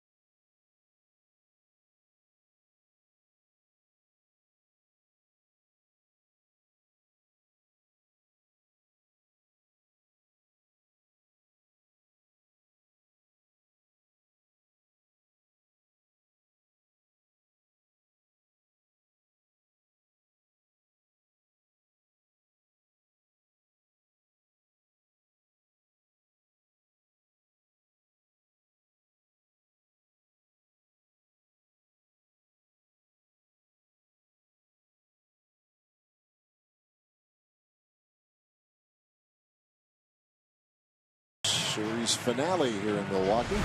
It's time now for our Blaine's Down on the Farm. Orlando Arcia continuing his torrid start to the season. Check out that average, 458 for the Shuckers. He's had 3 straight multi-hit games. Been on base in every game. Yeah. And been on reached base safely. I'll tell you, Clint Coulter, he's got 5 home runs down in the minor leagues. He's a big guy. We had him up here in the booth last September, making that position switch. Talking about Coulter, he was a catcher. In the outfield, as he moves up the ladder in the Brewers system, Juan Centeno leading off the home half of the 4th. Hit a liner that went off the glove of Matt Carpenter, and Johnny Peralta was able to come up with it and get a force play in second.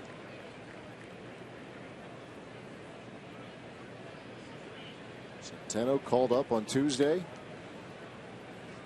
getting his first start for the Crew here this afternoon. The 2-1. Brewers put 3 on the board in the 3rd. One scoring triple from Gerardo Parra, 2-run homer from Adam Lind. Yeah, Brewers have hit for the cycle today. Yes, they have. The fly ball lifted back into left field, and that is Mark Reynolds. Second career start of the outfield. First time he's playing left. Hey, this Mother's Day, treat Mom to a special day at Miller Park. The Brewers host the Cubs on Sunday, May 10th. All fans in attendance will get a special Mother's Day bobblehead courtesy of Pick and Save. For tickets, call 414-902-4000 or visit brewers.com. There he is. Mother's Day bobble Hank. I'm sorry, I said bobblehead. We have one up here. There he is. Hank's got the pink kerchief back here, and very nice. Looking good, Hank. Mother's Day bobble Hank. I'm sorry, I misread it. That's a shock.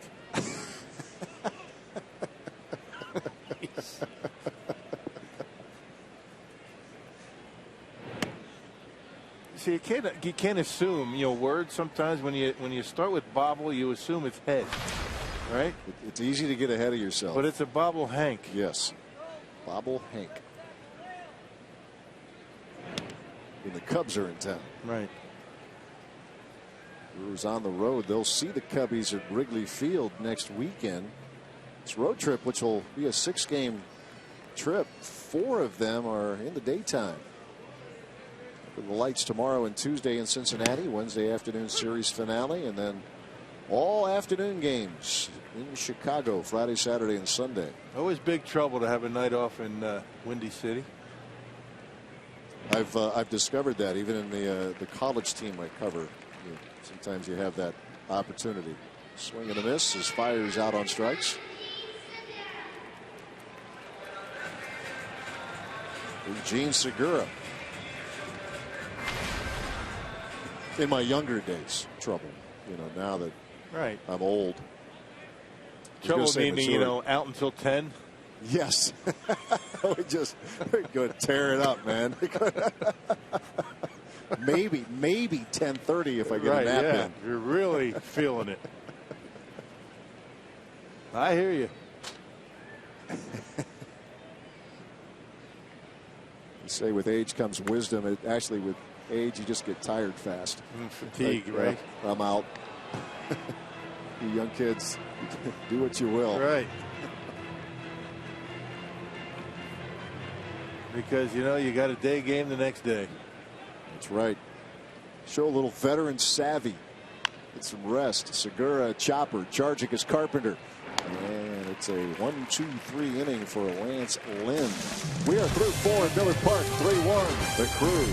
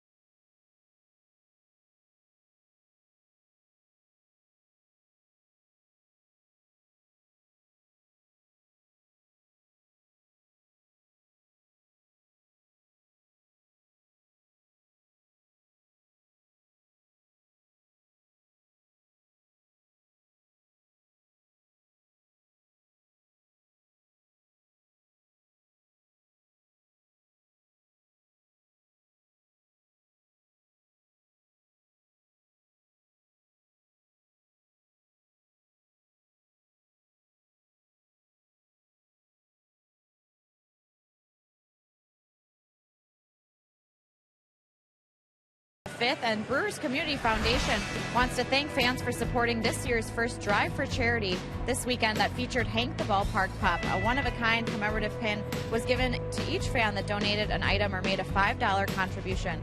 All of the proceeds went to the Wisconsin Humane Society, and last year generated more than $100,000 in support of the association.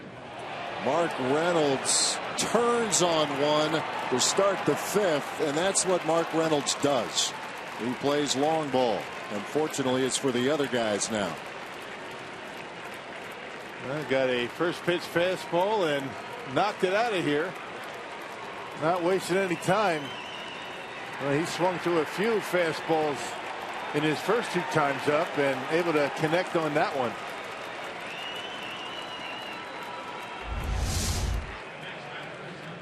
You see the 4-seam grip right down the middle, and Mark Reynolds hits it hard. That was a big fly to left. He did that 22 times for the Brewers last year. It's his first of the season for the Cardinals. Yeah, good extension, good hip turn, and pretty good balance. A little bit of a lean on the back leg. That's where he gets that uppercut and knocks it out of here. So Mike Matheny's team, the strength of the Mark Reynolds homer, now within 1. Ron Renicky on his way to the mound.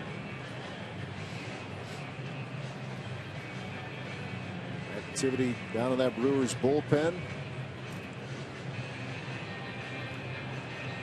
As Fiers in the first 3 innings was able to escape. Cardinals stranded 8. Put a run on the board in the 4th and 1 more in the 5th, and we're about to see Michael Blazek come in for the Crew. So the day is done for Mike Fiers. 4+, gives up a couple of runs, and we'll tell you more about Michael Blazek as we continue here at Miller Park.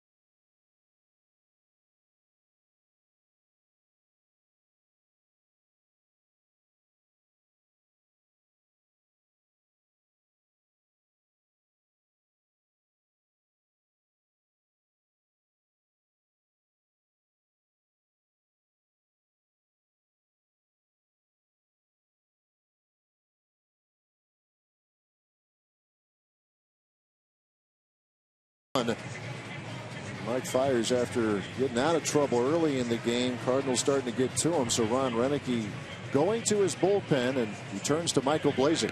Yeah, what was it, 89 pitches for Mike Fiers and 4+. Blazek has been very good. He pitched a scoreless 9th inning last night and struck out a couple of batters. He struck out Carpenter and Hayward, actually. 8th appearance and a 113 earned run average. You figure Blazek's going to be in there for a couple of innings. He's been effective for this team, and now he'll face Colton Wong. Reynolds just jumped all over that pitch from Fiers, so St. Louis Cardinals, like the Brewers, playing shorthanded here today. Jason Hayward had to come out, leg injury. Lena on the bench. The Brewers with Ramirez and Braun out. Centeno catching as Maldonado getting a day off.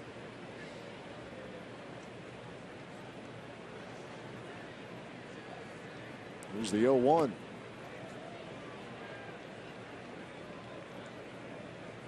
Well, Blazek, the former Cardinal, he came over to the Brewers in a John Axford trade a couple of years ago. You know, he's got a little extra incentive facing the Cardinals. Did a nice job last night. So he did 6 straight outings now. He's given up nothing. They need more where that came from, as early in this game, still fairly early, the 5th inning, Ron Renicky goes to his bullpen. Fastball misses. Wong, a ground ball to second and a single to right. 1-run game here at Miller Park. This is popped up. Shallow right. And that's Gerardo Parra. First out of the inning. Hey, today's time of the game winner, Carlson's Rustic Ridge in Friendship, Wisconsin. That's just south of Wisconsin Rapids. Hey, if the Brewers, they call the Brewers in the next 24 hours, they get 40 Miller Lite beer pen tickets to a Brewers home game this year. This offer courtesy of the Tavern League of Wisconsin and Miller Lite.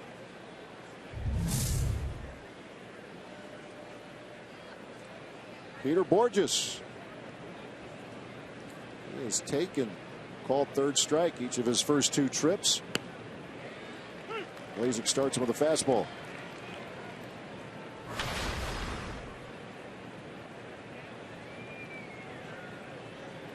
Borges 0 for 8 this year.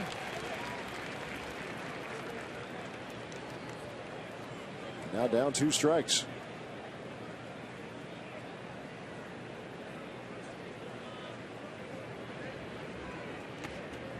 Borges in center today. John Jay to come in, and he's now playing right field in place of the injured Jason Hayward.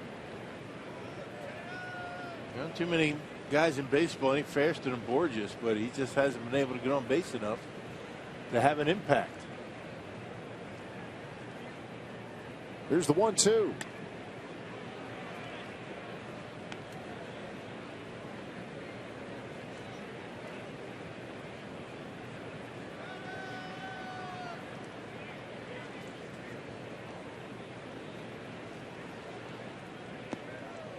Count runs full. Second year for Borges here in St. Louis. Yeah, last thing you want to do is walk this guy. You got to make him hit his way on, because if he walks, you know he's going to try and steal, and he can run. A couple of years he was with the Angels. He'd get you 43, 44 stolen bases a year. Here's the 3-2, and they just put him on.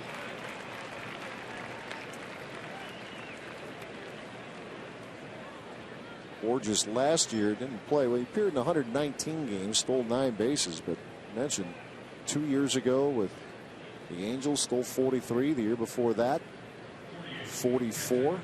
And he will not be there very long. That's his game. When he gets on base, he runs. It is the word now on Jason Hayward.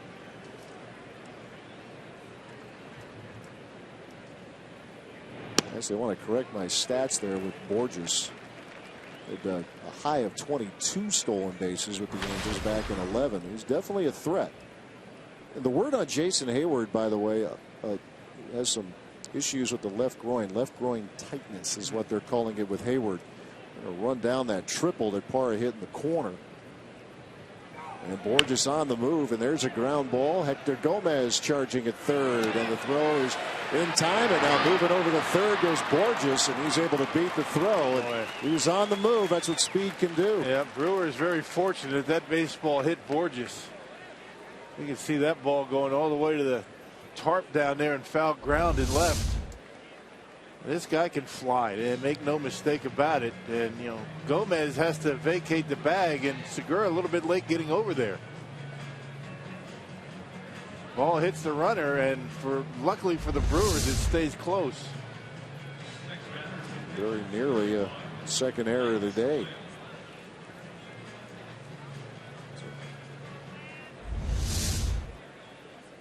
Yeah, he was pop-up slide and able to get over to third base. fortunate that that ball stayed in play. So now Blazing will work against Lance Lynn, who doubled in the second inning. Struck out in the fourth.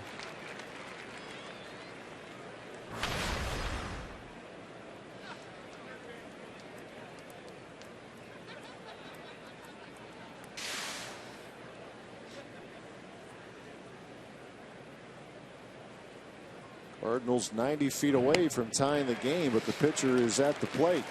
He's behind 0-2. Brewers jump to a 3-0 lead in the third. Cardinals with runs in the fourth and one here in the fifth.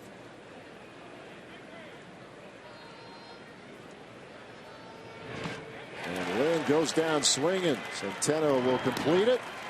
And that'll wrap it up for the Cardinals in the fifth. Mark Reynolds leads off the inning with a home run. Adam Lind had a 2-run bomb his last trip.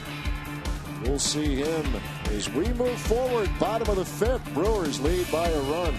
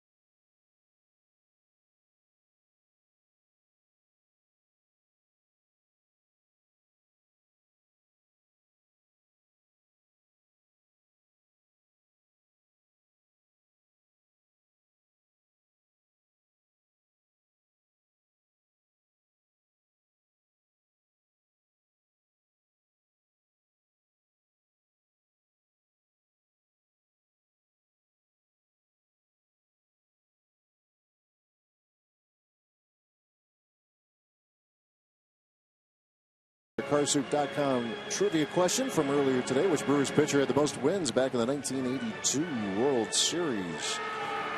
Mike Caldwell, your answer. A couple of them. He was something else, that guy, that lefty. Boy, he could pitch. He finished what he started for the most part. What do you have, 23 complete games one year? Yeah. Check that out. That was certainly a Brewers record. Series that went the limit. Logan Schaefer leading off. 23 complete games back in 1978. En route to a 22-9 record. That is something else. Schaefer a fly ball to center, and that's Peter Borges. Yeah, those were the days before pitch counts, but Mike Caldwell, I called him. You're talking about a guy that just had incredible movement on his pitches. He kept the baseball down and away, down and away, down and away. And just get ground ball after ground ball and do it in very quick fashion. That year he had a 236 earned run average. Following year, 16-6 and 16 complete games. 5 times in his career he gave the Brewers double-digit complete game efforts. Back in the days when it was a 5-man bullpen. Yeah, that 23 is the record. Used to break camp with 10 pitchers back in those days. Yeah. 5 starters, 5 relievers. All of your relievers were able to go multiple innings. Brewers have 7 relief pitchers. Cardinals started this series with 8. They did. First 2 games of this series now They've gone to 7.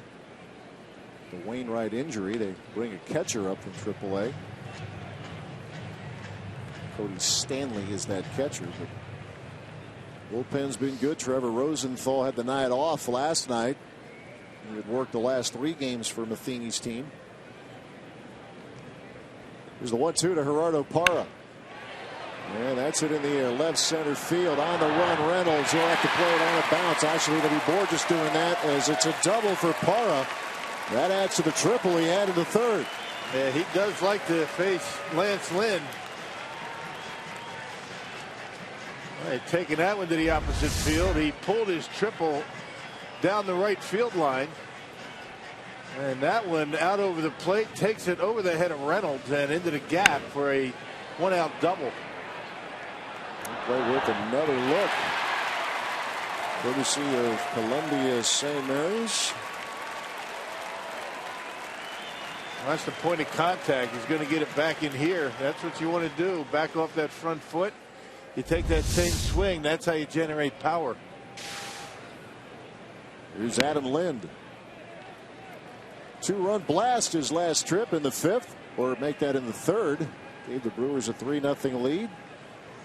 Now a 1-run game, but the Brewers a little something going.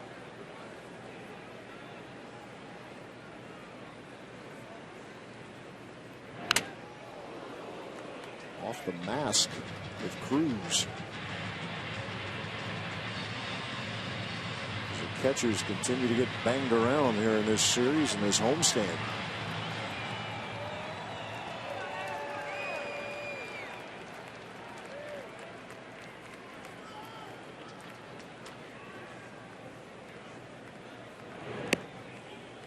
Breaking ball miss. Boy, you're right about Parra, though. Rockies now 11 for 22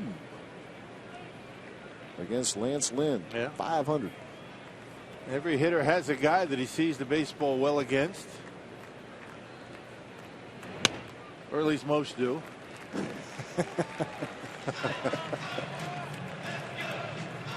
But on the flip side of that, you know, hitters have guys they just can't pick up and have no chance against. And it could be a Cy Young caliber pitcher. It could be somebody who's anything but. Right. You never know. Yep. 3-1 pitch. Lind. A fly ball to left. Going over there is Mark Reynolds. He'll make the catch. Parra holds at second. It's all about the delivery and being able to pick up the baseball early. That's different for every hitter. It's like there's some pitchers that know that there's certain hitters they just can't get out. And I think it's in the head of Lance Lynn a little bit with Parra. They know. So the Cardinal folks were talking with him before the game about Wainwright and how good he is, but the Brewers, you know, actually, Wainwright's ERA was terrific, but 12-8 against the Brewers, and Ramos Ramirez has been known to light him up. And just the way it works sometimes. Yeah. Be so dominant against most, but there's always that handful that get to you. Yeah. But it's the other guys you have to get out. The concern about Wainwright now goes far beyond Ramirez. Wainwright, if you missed it, Wainwright will travel back with Matheny's Cardinals after the game, have an MRI tomorrow regarding that injury to his left Achilles. They're saying Achilles and ankle. It's certainly the Achilles that has everyone concerned. Wainwright telling reporters after the game it felt like he got hit by something, and that's a bad sign. Chris Davis with a good sign as he shoots one deep to center, and that's going to bounce over the wall. A double run scoring variety. Parra's in, and the Brewers lead by 2. Now there's that 2-out hit the Brewers have been looking for. Boy, and Chris Davis just drops the head of the bat on that low fastball, and we've been talking about Borges all day, how shallow he plays. There's no way he gets to that. And watch Davis go down and get that low fastball down and in, and just golfs it over the head of Borges into center field. And the Brewers played another run with 2 outs. Play worth another look, courtesy of Columbia St. Mary's. Well, Ron Reneke's getting his extra base hits today. He's been looking for him, and today they're coming up big. And 8 hits overall. Big 2-out knock there. We got a double out of Schaefer today. Triple and a double from Parra. 2-run homer from Lind and a double from Davis. Yeah, 5 of the 8 hits for extra bases. Good day for Gerardo Parra. 4-2 game now. Elian Herrera. He singled, looped one just over the outstretched glove of the shortstop Johnny Peralta in the second. Line to center in the third.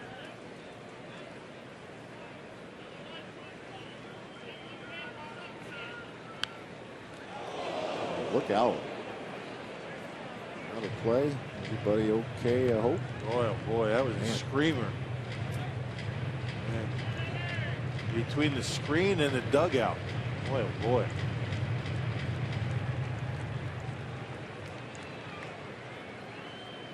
Oh, 0-2 the count.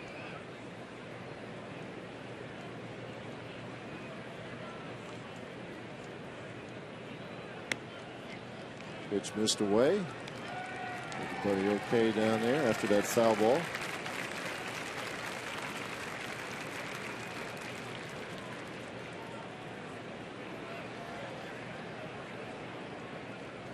Then looking in, and now time is called.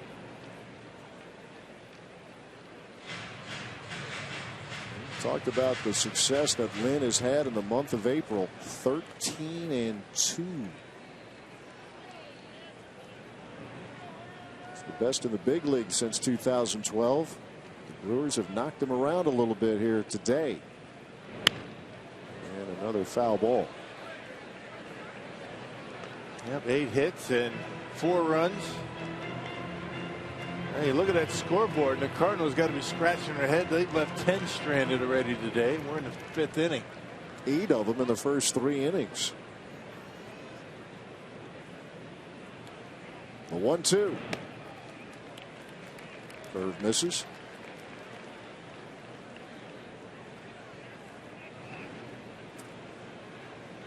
Final in Cincinnati.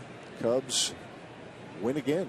Beat the Reds 5-2. Jake Arrieta now 3-1. A strong outing for Chicago. 2-2. Cubs are 10-7, off to a decent start. They are playing probably without a whole lot of pressure.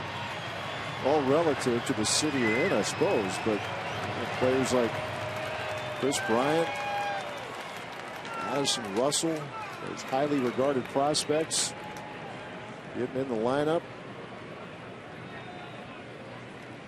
A lot of young talent on that team. Here's a young talent, Herrera, down the line, and that's a fair ball. Here comes Davis. He's going to score. Herrera, an RBI double, and it's 5-2 Milwaukee. There you go. Boy, another big 2-out hit. The Brewers able to get those 2 runs back. That's a nice at bat by Herrera. He just battled up there. He just kept fouling off a couple of tough pitches. And able to dump one, this time right inside that left field line by about 2 feet. And trades places with Chris Davis. Boy, a sight for sore eyes, coming up with big hits for the Brewers with runners in scoring position. Look at the head down, and watch where he makes contact. Off the back leg, it's on top of it, down and through. That's a nice swing with 2 strikes. He just dumps it into left field. Makes it a 5-2 ball game. So brings Chris Davis around. So Elian Herrera, his first week this year up at the big club, has driven in 6. 5 of them in one night. It's a big knock right there, though. Brewers have put more runs on Lance Lynn today than he has in his previous 3 starts combined. Hector Gomez trying to add to it. And Lynn's first 3 outings, he gave up a grand total of 4 runs, 2 to the Cubs and 1 each to the Brewers and the Nats.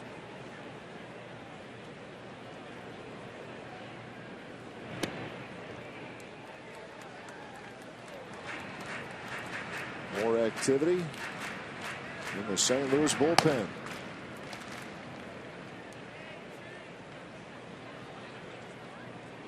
The deepest Lynn has gone through the first 3 starts is 6 1/3. And that pitch count now on the edge of 100. This is about it for him.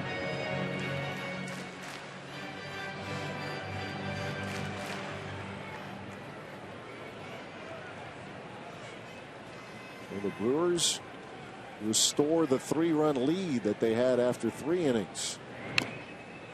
Off the foot.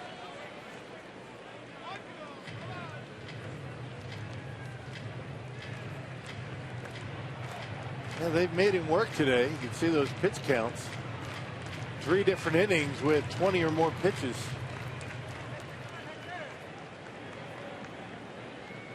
He tries to get through the inning. The former Brewer, Carlos Villanueva, warming up for St. Louis. A 2-2 count to Hector Gomez. That's a base hit to left. Here comes Herrera. And the Brewers lead 6-2.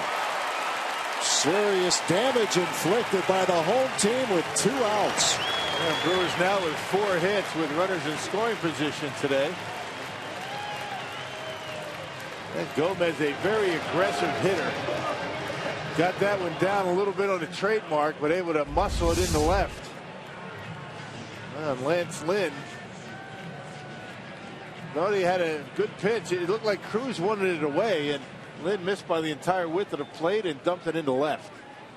That was a good battle again for Gomez. So good battles by Herrera and Gomez. Both guys coming off the bench today to get starts and coming up big. Let's hear it for the bomb squad, huh? Right. It works sometimes. Some smiles in that dugout. Good to see, and let's hope it stays that way. Centeno takes a strike.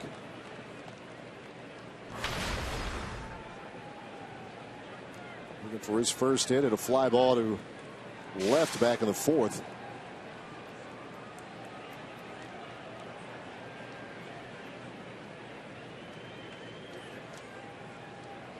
And a runner going as the pitch is fouled off.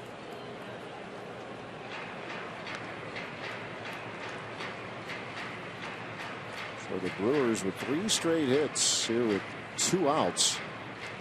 And Kyle Lowe's trying to console Mike Fiers. A little bit of a teaching opportunity for the Brewers veteran. Kyle Lowe's very good about that with some of these starters.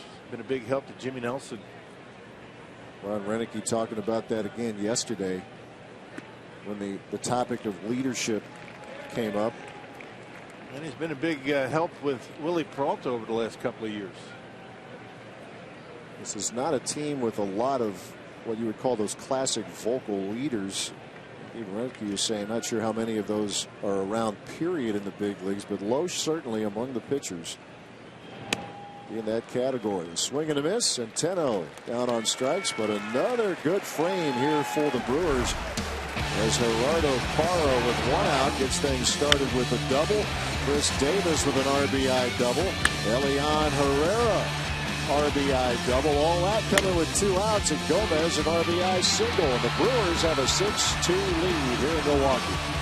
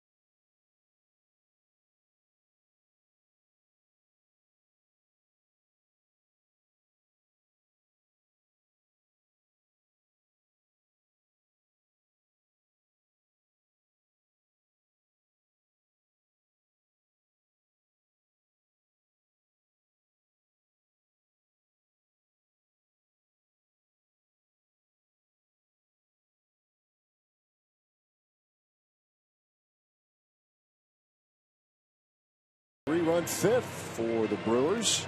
Let's take a look at the Marshfield Clinic leaders in relief. You can take a look at the strikeout totals among those coming out of the bullpen and where the Brewers rank. They're in the top 5. Dodgers leading the way, but the Brewers in the mix as Michael Blazek faces Matt Carpenter. First pitch swinging in the air, shallow center, and that's Logan Schaefer for the first out. They got the strikeout totals, and they don't walk too many either, the Brewers bullpen. They do a pretty good job of coming in, throwing strikes, and quality strikes at that. The Willie Peralta bobblehead. Young man having a good time with it.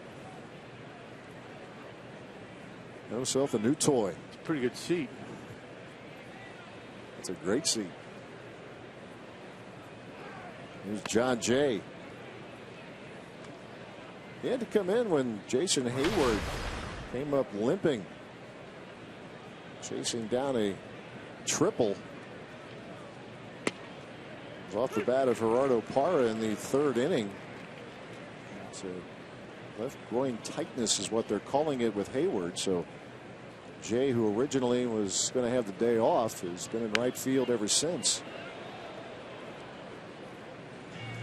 No such thing as a day off in the National League. You're right. And you know, you got to figure if you're not starting, you know, with the pitcher hitting and a lot of pinch hit opportunities, you got to be ready all the time. Yeah, it's almost you have to reword it. So you're not in the lineup. You're not starting today, right? Yes, it was a base hit for Jay. Yeah, not starting. He's 2 for 2. Yeah, single to right. Now it's single to center.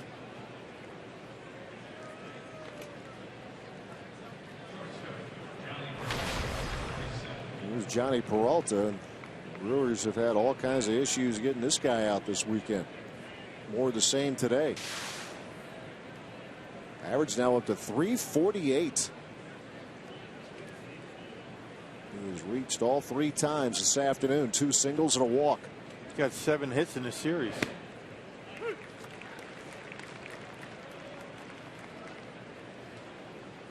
A couple last night and reached his first 3 trips on Friday night.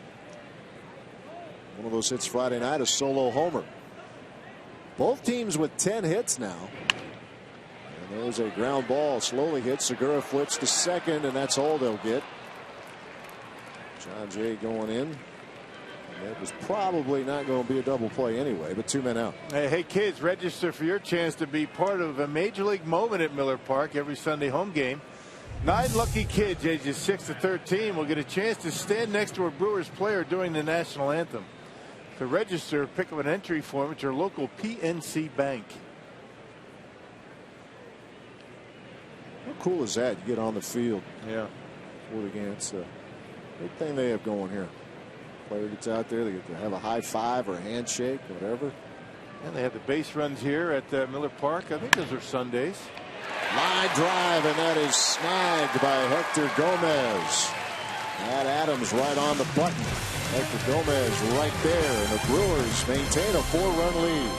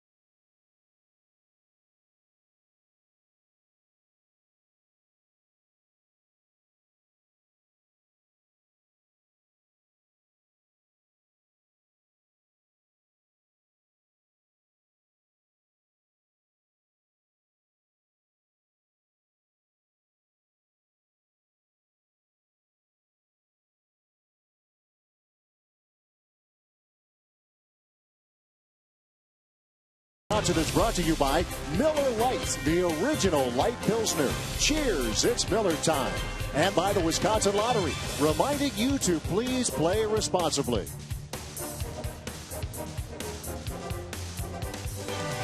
6-2 Brewers, bottom of the 6th inning.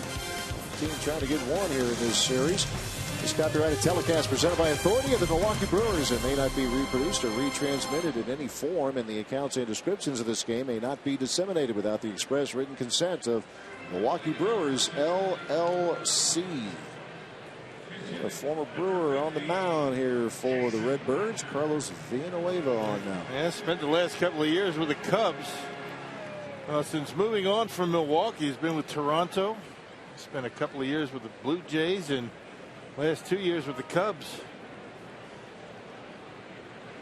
He went 5-7 with the Cubbies last year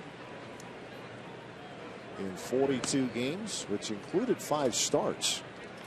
Out of the bullpen here, Jason Rogers pinch hitting.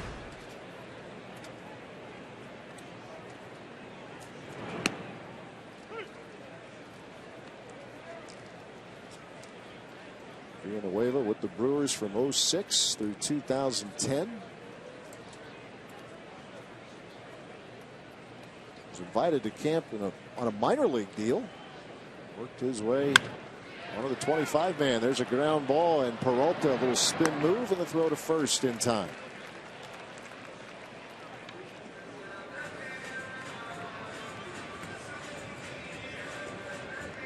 Brewers with 3 in the 3rd and 3 more in the 5th.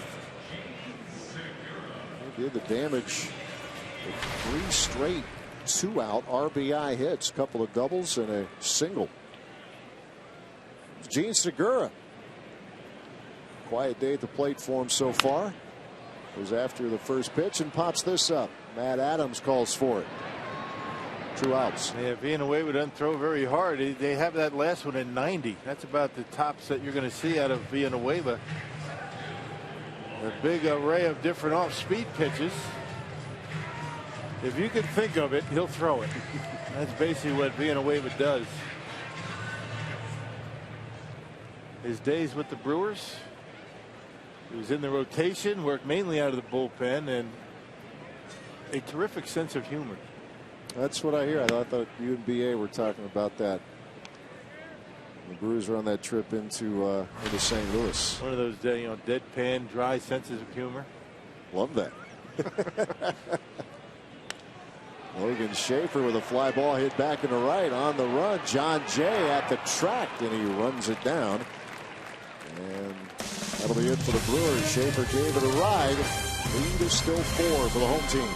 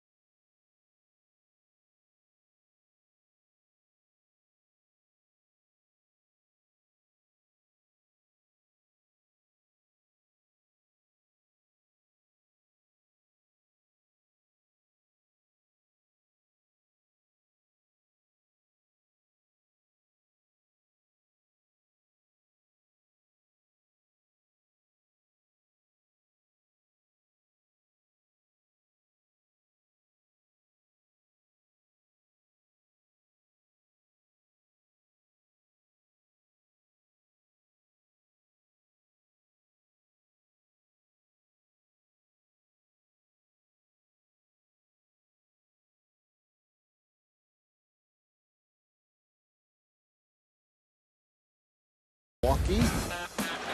In large part because of these guys, the Milwaukee Bucks, the Bayless buzzer beater. extending the first round playoff series. Bucks and the Bulls, game 5 tomorrow night. Our coverage, Bucks Live, starting at 6 out here on Fox Sports Wisconsin. A foul to the BMO Harris Bradley Center yesterday, and with good reason. I see the Bucks break through. Yeah. Brewers trying to break through today. Jeremy Jeffress now on the mound. Yeah, 312 earned run average for Jeremy in game number 11. 5 walks, 5 strikeouts in 8 2/3 so far for Jeffress. Well, you figure it's going to be Jeffress, and if need be, you're probably going to see a left-hander come in. Maybe Will Smith, Jonathan Broxton, and K-Rod. The recipe for a victory here today. Is that bullpen? Tense, as you can tell. Got to stay loose down there. Yeah, it's a whole different world, that bullpen, from in the dugout. Complete different set of rules, and there's a pecking order out there, and a lot of fun, though. It's a group that knows how to get serious when it has to. And every one of those guys is locked in at different times of the game. You get your late relievers start dialing in around the 6th inning. You know, they're long guys, right from the beginning. And you have Marcus Hanel making sure everybody behaves himself.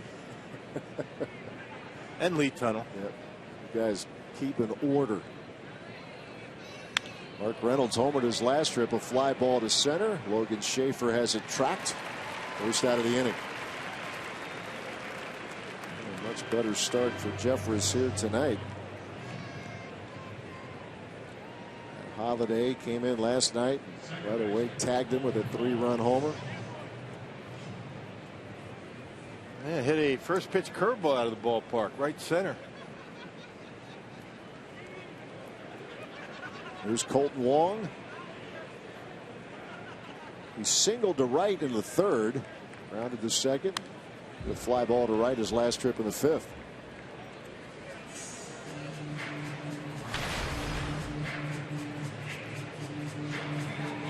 Brewers trying to end this homestand on a good note before heading off to for a 3-game series in Cincinnati and 3 more in Chicago. He's back to Miller Park for a 10-game homestand. His next week's play after the weekend series with the Cubs. That will end the 22-game stretch against Central Division opponents. The Dodgers will be in town for 4, and then right back to the Central. Following weekend as the Cubs make the return trip. And then that homestand will continue with the Chicago White Sox.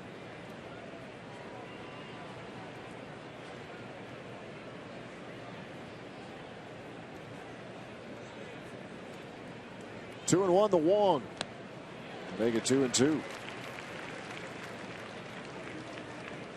Cardinals in a stretch of games. We talked about the 8-man pen that they had coming to town, which is now 7.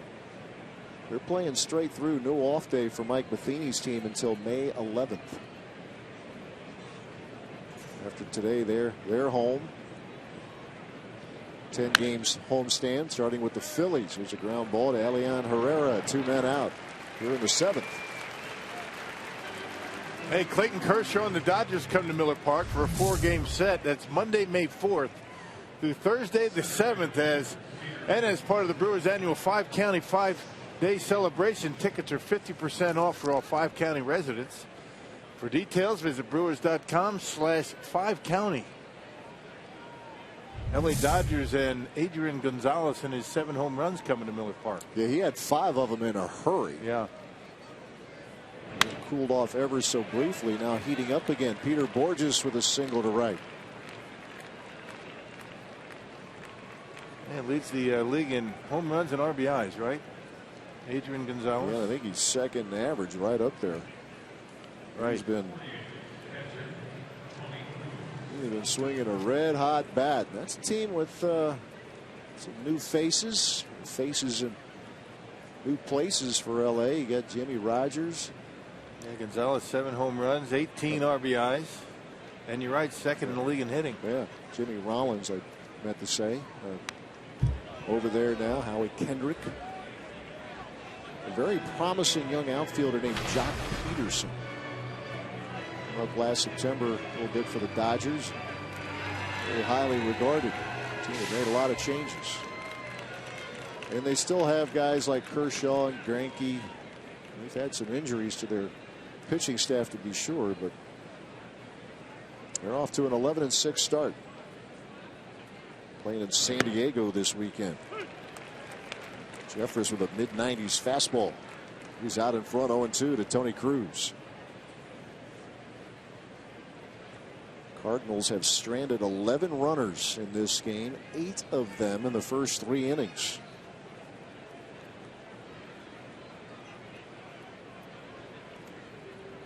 Two-strike pitch.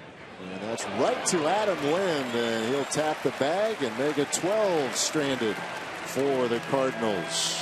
One hit, but that's it. As we are now through 6 1/2 here at Miller Park, with the Brewers leading the Cardinals 6-2. Let's throw it over to public address announcer Rob Edwards. Today's edition of God Bless America. From the Brewers Guest Services. God bless America, land that I love. Stand beside her and guide her through the night with the light from above. From the mountains to the prairies to the oceans white with foam. God bless America, my home, sweet home. God bless America, my home, sweet home.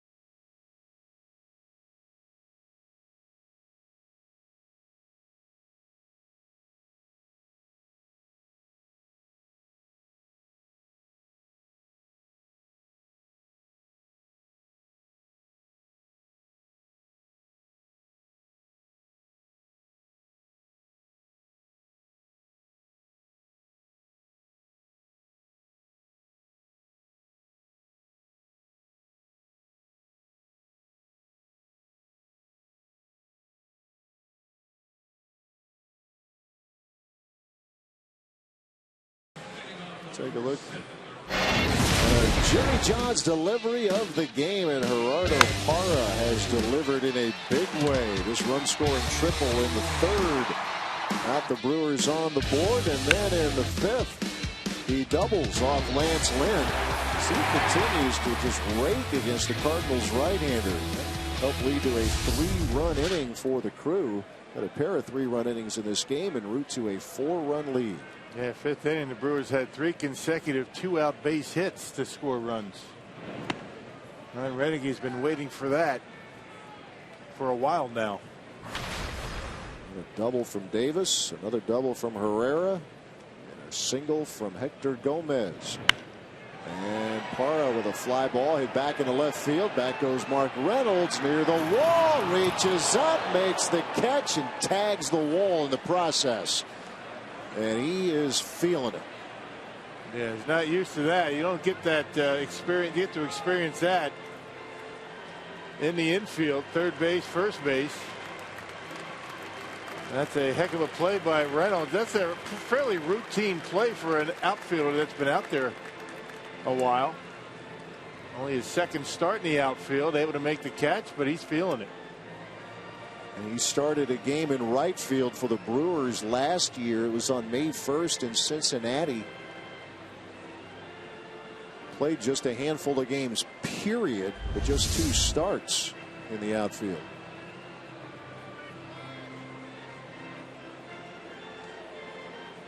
And made the catch, went right into that wall, face first.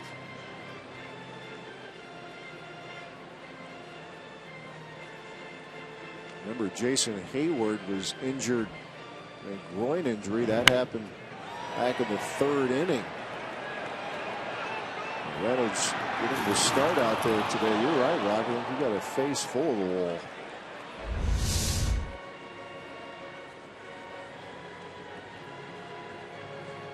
Been a rugged series here for the Cardinals. Even though they have won the first 2 games, had some guys banged up.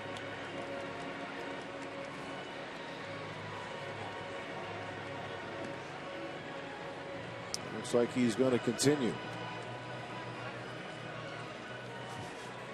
No choice, really, right? Yeah. They're running out of bodies. Eventually a smile. And you got Matt Holliday, the only other outfielder available for St. Louis. Mark's tough. He'll be able to handle it. So Reynolds will continue, and here's Adam Lind. Hit his 3rd homer of the year. The second or the 3rd inning. Team highs in home runs and RBIs. He has 11 with the 3 homers. Here's a Powerball home run leaderboard, and at the top is the Brewers' first baseman with Segura and Herrera and 4 others going deep one time. Brewers talked about they don't hit homers, or at least haven't early on. The Cardinals haven't allowed many. In fact, fewer than anybody in the National League coming into today's game. Yeah, they'd only given up 8, right? Correct. 8 home runs as a team, and the Brewers able to put one up today.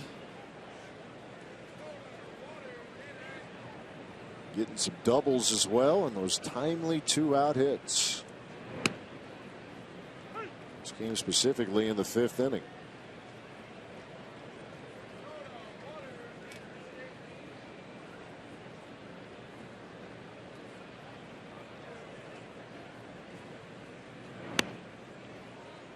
Two balls, 2 strikes. Lance Lynn started with 5 innings, gave up 6 runs on 10 hits, walked 1, struck out 6.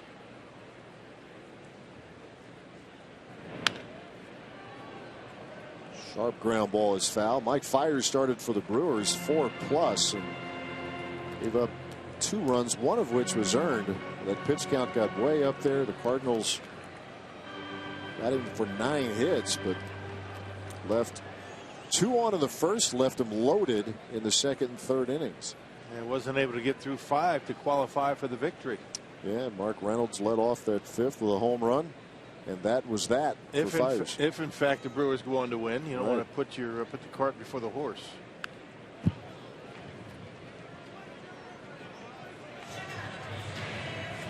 It's up to the official scorer's discretion, the most effective reliever out of the bullpen.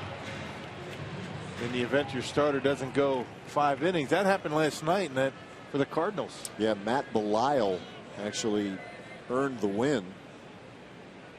Mitch Harris came in and was effective. There's a fly ball hit back in the left. Another chance for Reynolds. Another tough chance for Reynolds. Reaches up and makes the catch. My goodness. Again, we're talking about somebody who doesn't play out there.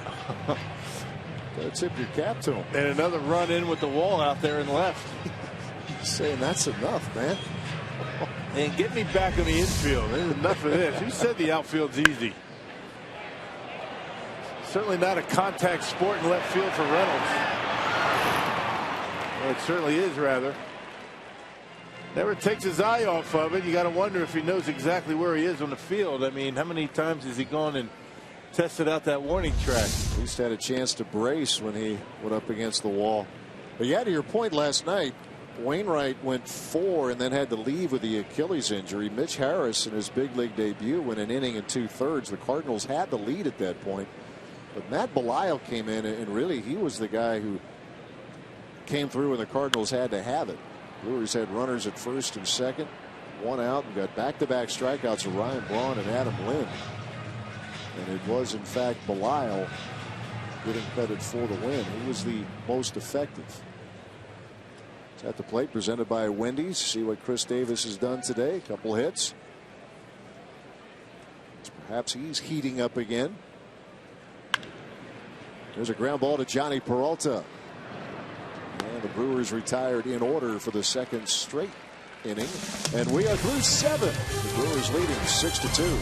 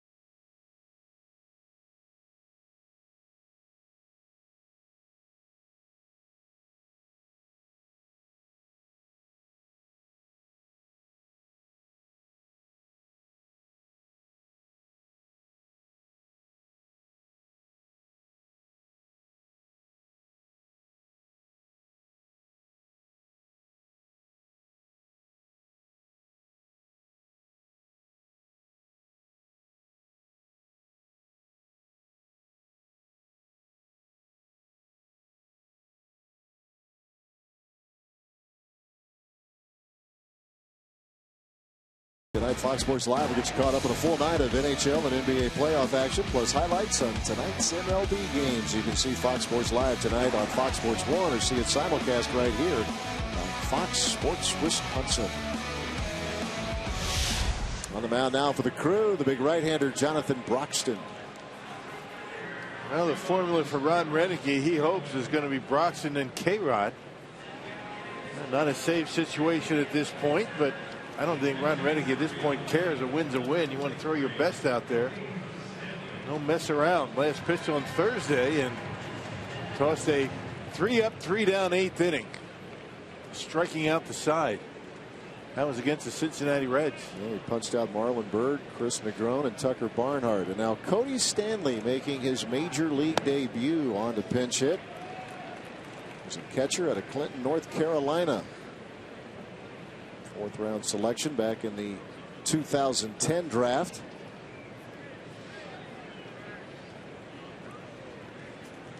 He comes up with Adam Wainwright on the 15-day disabled list.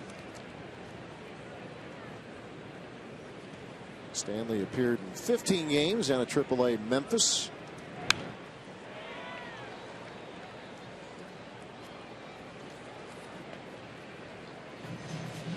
Notice somebody with a pretty good arm apparently behind the plate. 5 years in pro ball. He's thrown out nearly 40% of attempted base stealers. Yeah, there's some good throwing catchers in baseball these days. Yeah, there are. So first big league at bat for Cody Stanley, facing Jonathan Broxton. Pours one in at 95. Count a ball, 2 strikes. Stanley hit 283 last year in the minor leagues. Pretty good bat. A little pop. Homered 12 times. 1-2.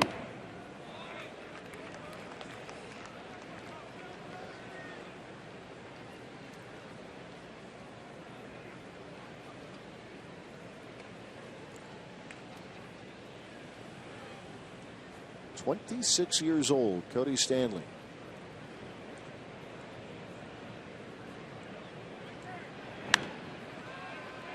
Well, Rock, you and Craig talking the Brewers Live pregame, and now obviously it's not the way Stanley would want to come up, an injury to their best pitcher, but get that phone call saying, "Pack your bags, son, you're coming up." A moment you never forget. Yeah, nothing like it. I mean, you've been waiting for it your whole life. Little league, high school. You just wonder what that moment's going to be like, and when you get it, you never forget. And a line drive and a base hit for Stanley in his major league debut. And nothing like that either. They put on a good battle on Broxton and finally got one to handle, and just out of the reach of Herrera at second base. It's always kind of funny when you see something like this, because you know he just wants to let out a big old grin, but you got to look cool. He'll have himself a souvenir. Yeah, he wants to do cartwheels right now. That's frowned upon. If in fact he could do one. Yeah, that's something that opposing pitchers probably wouldn't forget anytime soon. That Carpenter at the plate. Well, there are some pitchers that do that after wins. Cartwheels. There's that fastball from Broxton, and Stanley can see the way he pulls the hands in and gets to barrel the bat on it and drives it into right field. What was that, 2 or 3 years ago when Aroldis Chapman did a little somersault? Yeah. Yeah, it was against the Brewers. Yes, it was. I do remember that.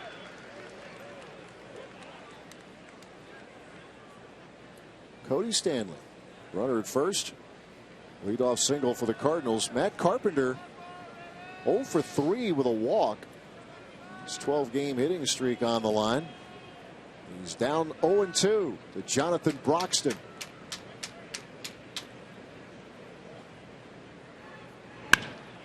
Well, a hit center field. Logan Schaefer on the run. Runs it down. Out number 1. Yeah, playing deep. Good thing, too, because on that 0-2 pitch, Matt Carpenter, I don't think there's too many hitters that are better at handling a fastball in than Matt Carpenter, and he doesn't necessarily pull it. You can see the shadows and what the effect of those shadows are having on the hitter. And Schaefer playing deep goes over and makes the catch. Just can't jam that guy. I mean, Carpenter. Just a good solid hitter, handles both sides of the plate. Brewers have kept him quiet with the exception of a second-inning walk. John Jay came in to replace the injured Jason Hayward. Has 2 hits and as many at-bats. Single to right and a single to center.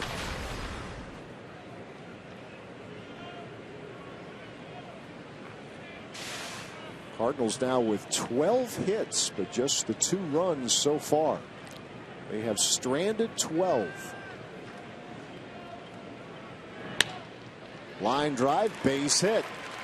And St. Louis has something going here in the 8th. Yeah, tying run on deck, and it's Matt Adams. Here comes Peralta, who the Brewers have had a difficult time in getting out.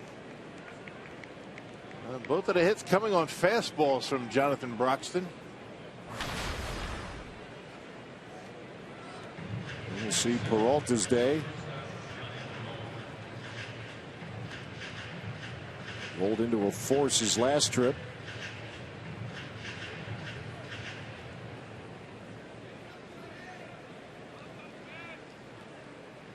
He has 7 hits in this series, does Johnny Peralta.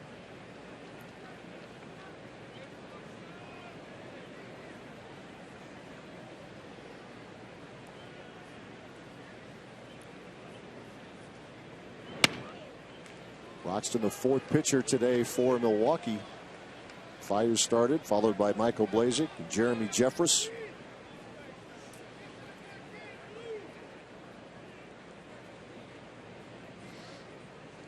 Brewers trying to protect his 4-run lead. Here comes the 1-0.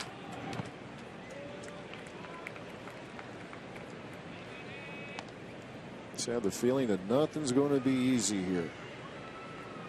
Brewers bats coming to life a bit. You got a good guy at the plate to turn a double play. Just get the baseball down. Of course, it's going to be a little bit more difficult with a 2-0 count.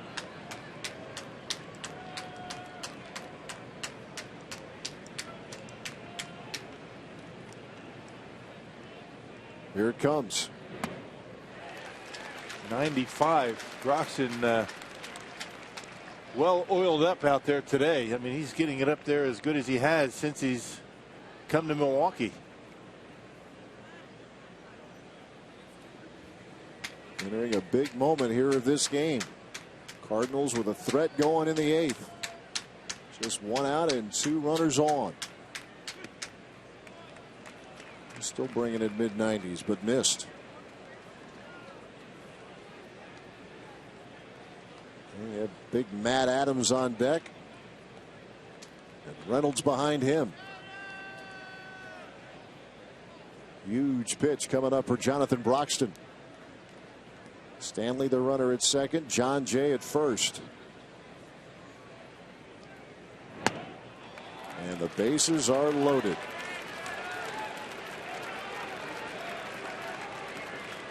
Some trouble now at Miller Park. And here comes Rick Kranitz. And you got a big time home run hitter, a guy with all kinds of power at the plate who's been swinging it pretty well today. No activity in that Brewers bullpen. The 8th inning belongs to Broxton.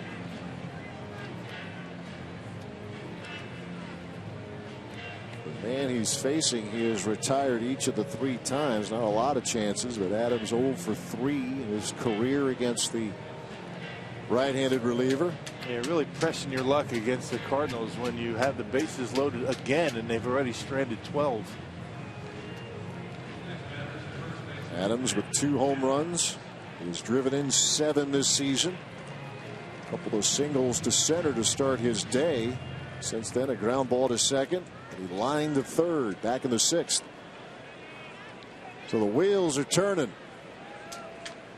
That's the situation Jonathan Broxton and the Brewers are in right now. There's a ground ball. Segura backhand splits to Herrera. 1 on to first. Not in time. Cody Stanley will score. Cardinals pull within 3. Well, they had the shift on, and that's why it took Segura so long to get to the baseball. And big Matt Adams chugging down that line in pretty good shape, avoiding the double play. Off the bat, you thought it was going to be an easy double play. You see where Segura is, how far he has to go. And a good feed over to Herrera, just not able to get much on the throw because Peralta was right on top of him. A 3-run game. Runners at the corners. 2 men out. Mark Reynolds at the plate. Big swing and a miss. Power on power there. Yeah. First pitch fastball. That's what he hit out a couple of at-bats ago. Solo homer to start the 5th. And it chased Mike Fiers. A little big on big going on, and it's 0-2 in Broxton's favor.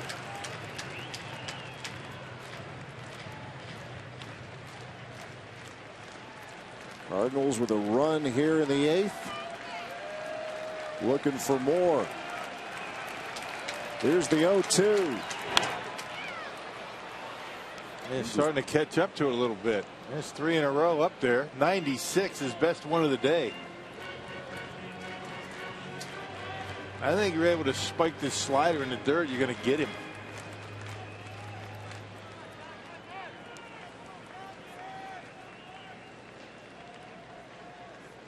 Juan Centeno hangs the sign. And again, the 0-2.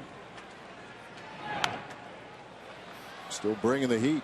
Yeah, Centeno threw the slider down, number 3. Broxton didn't want it and went with a high fastball again.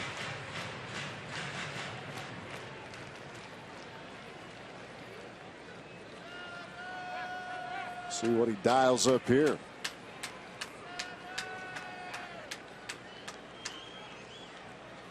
Just doesn't want the slider, does he? No, he doesn't. Here comes some more gas from Jonathan Broxton. And there's a fly ball, shallow right, on the run Parra. He'll get there in plenty of time. Inning over. Cardinals pick up a run, but they strand 2 more, and that's 14 they've left on base. Brewers lead by 3.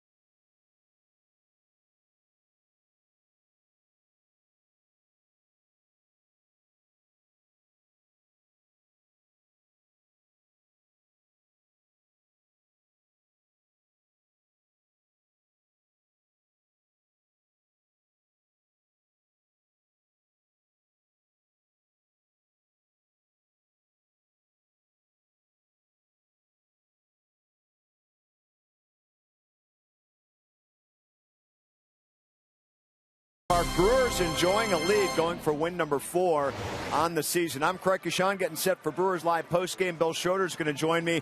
One of the topics we're going to be talking about is how well the bench has stepped up here in this game.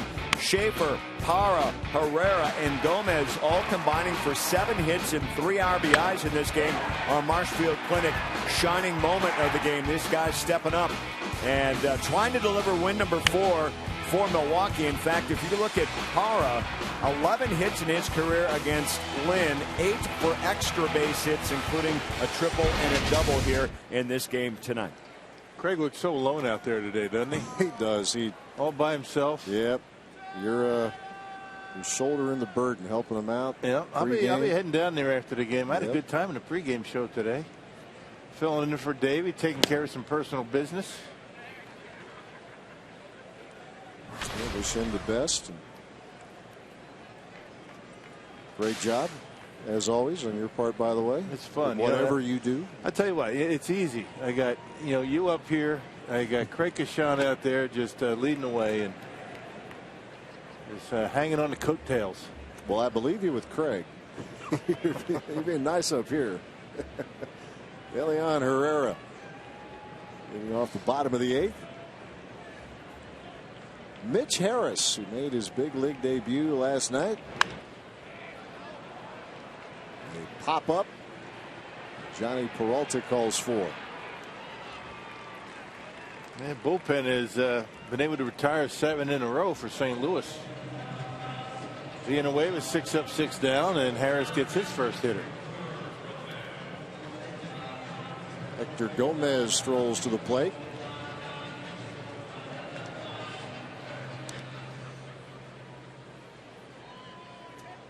He missed last night's game. Mitch Harris, the first graduate of the U.S. Naval Academy to appear in a big league game since 1921. Emo Gaines of the old Washington Senators. Harris served 5 years active duty.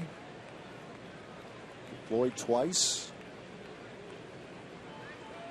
Persian Gulf. To Russia. He was originally drafted back in 2008. At the time, possessed a fastball in the mid-90s. It's quite a story. Yep, a lieutenant in the Navy. He was in the Arizona Fall League last year, and he was the oldest by about 3 years. Oldest player by about 3 years, as he was just playing catch-up. Trying to get back into the rhythm of the game. Blew through the minor league system, and now here he is. 2 balls, 1 strike to Hector Gomez. Sharply hit, but right to Matt Carpenter. 2 outs.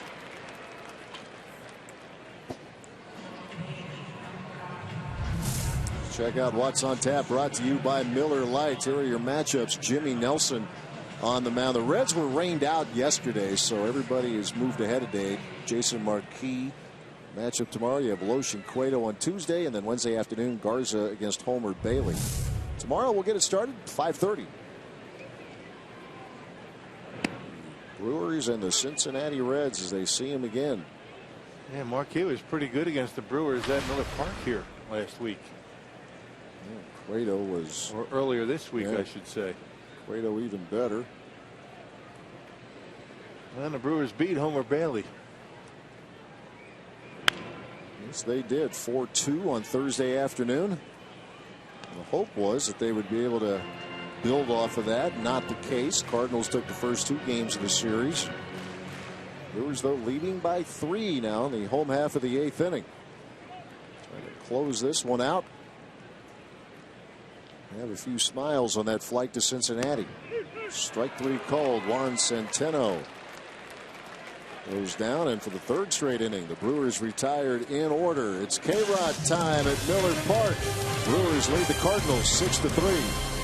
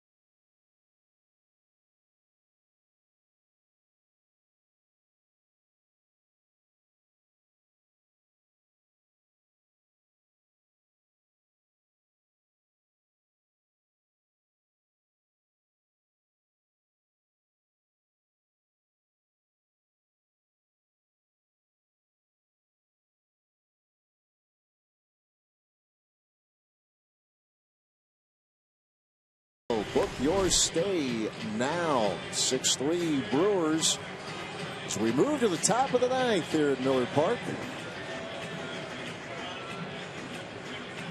Hector Gomez moves over to second base now for the defensive changes. Luis Jimenez handling it at third. Martin Maldonado comes in here to catch the 9th inning. He will be catching Francisco Rodriguez. Yeah, 7th appearance for K-Rod. He picked up his 2nd save of the year. That was on Thursday against the Reds. Save number 350 for K-Rod. Ranks him 10th on the all-time list. 8 away from Troy Percival. Colton Wong leads off the top of the 9th. Rodriguez starts him with a strike.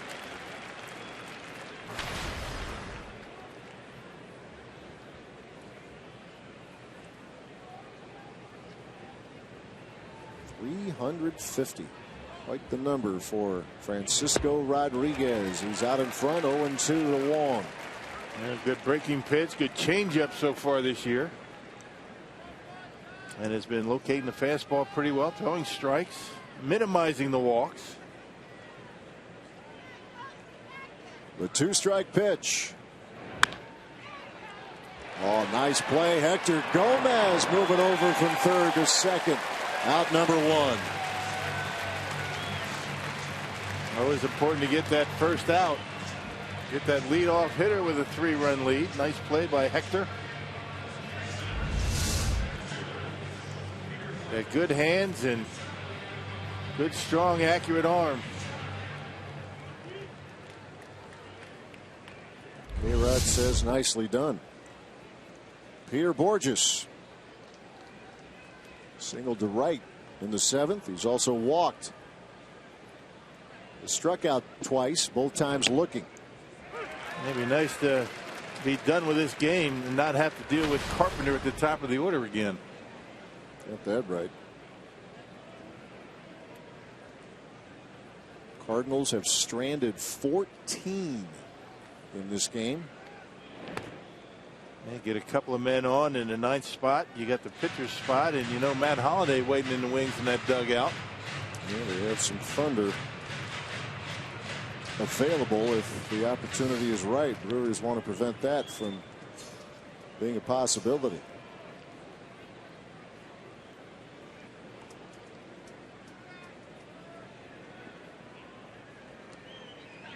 1-1 pitch.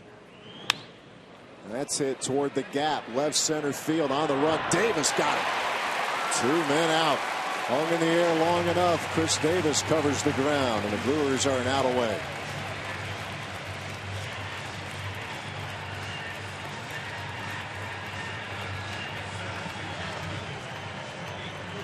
He got it off the end of the bat, and that's why it hung up there. A little bit of air underneath it, and Chris Davis with a nice running catch in the gap. Out number 2. There's something to shout about here at Miller Park. Tony Cruz. They come to their feet here in Milwaukee.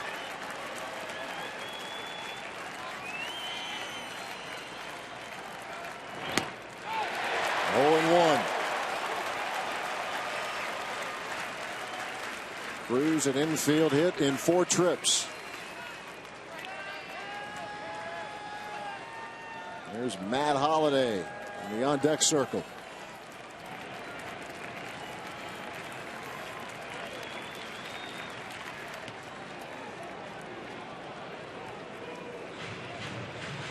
Brewers trying to get win number 4, and few and far between, but maybe this could be the start of at least a little bit of a momentum build up for the Crew. K-Rod looking to close this one out. The 1-1 out in front and down 1-2.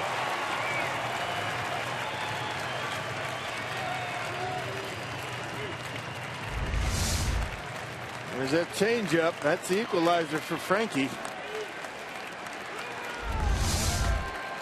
A strike away.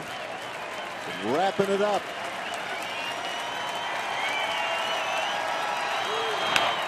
There's a fly ball hit back into left field. Chris Davis will have room, and that will wrap it up. Brewers close the series with a win. Well, some 2-out hits. Good work out of the bullpen. Rodriguez notches his 3rd save of the year. 351st of his career. Some of the bench players, the role players, guys like Gomez, Logan Schaefer, and others. Adam Lind with a home run today as the Brewers defeat the St. Louis Cardinals this afternoon 6-3. Let's send it down to Craig Kashawn standing by with Brewers Live postgame. Well, it's a very positive way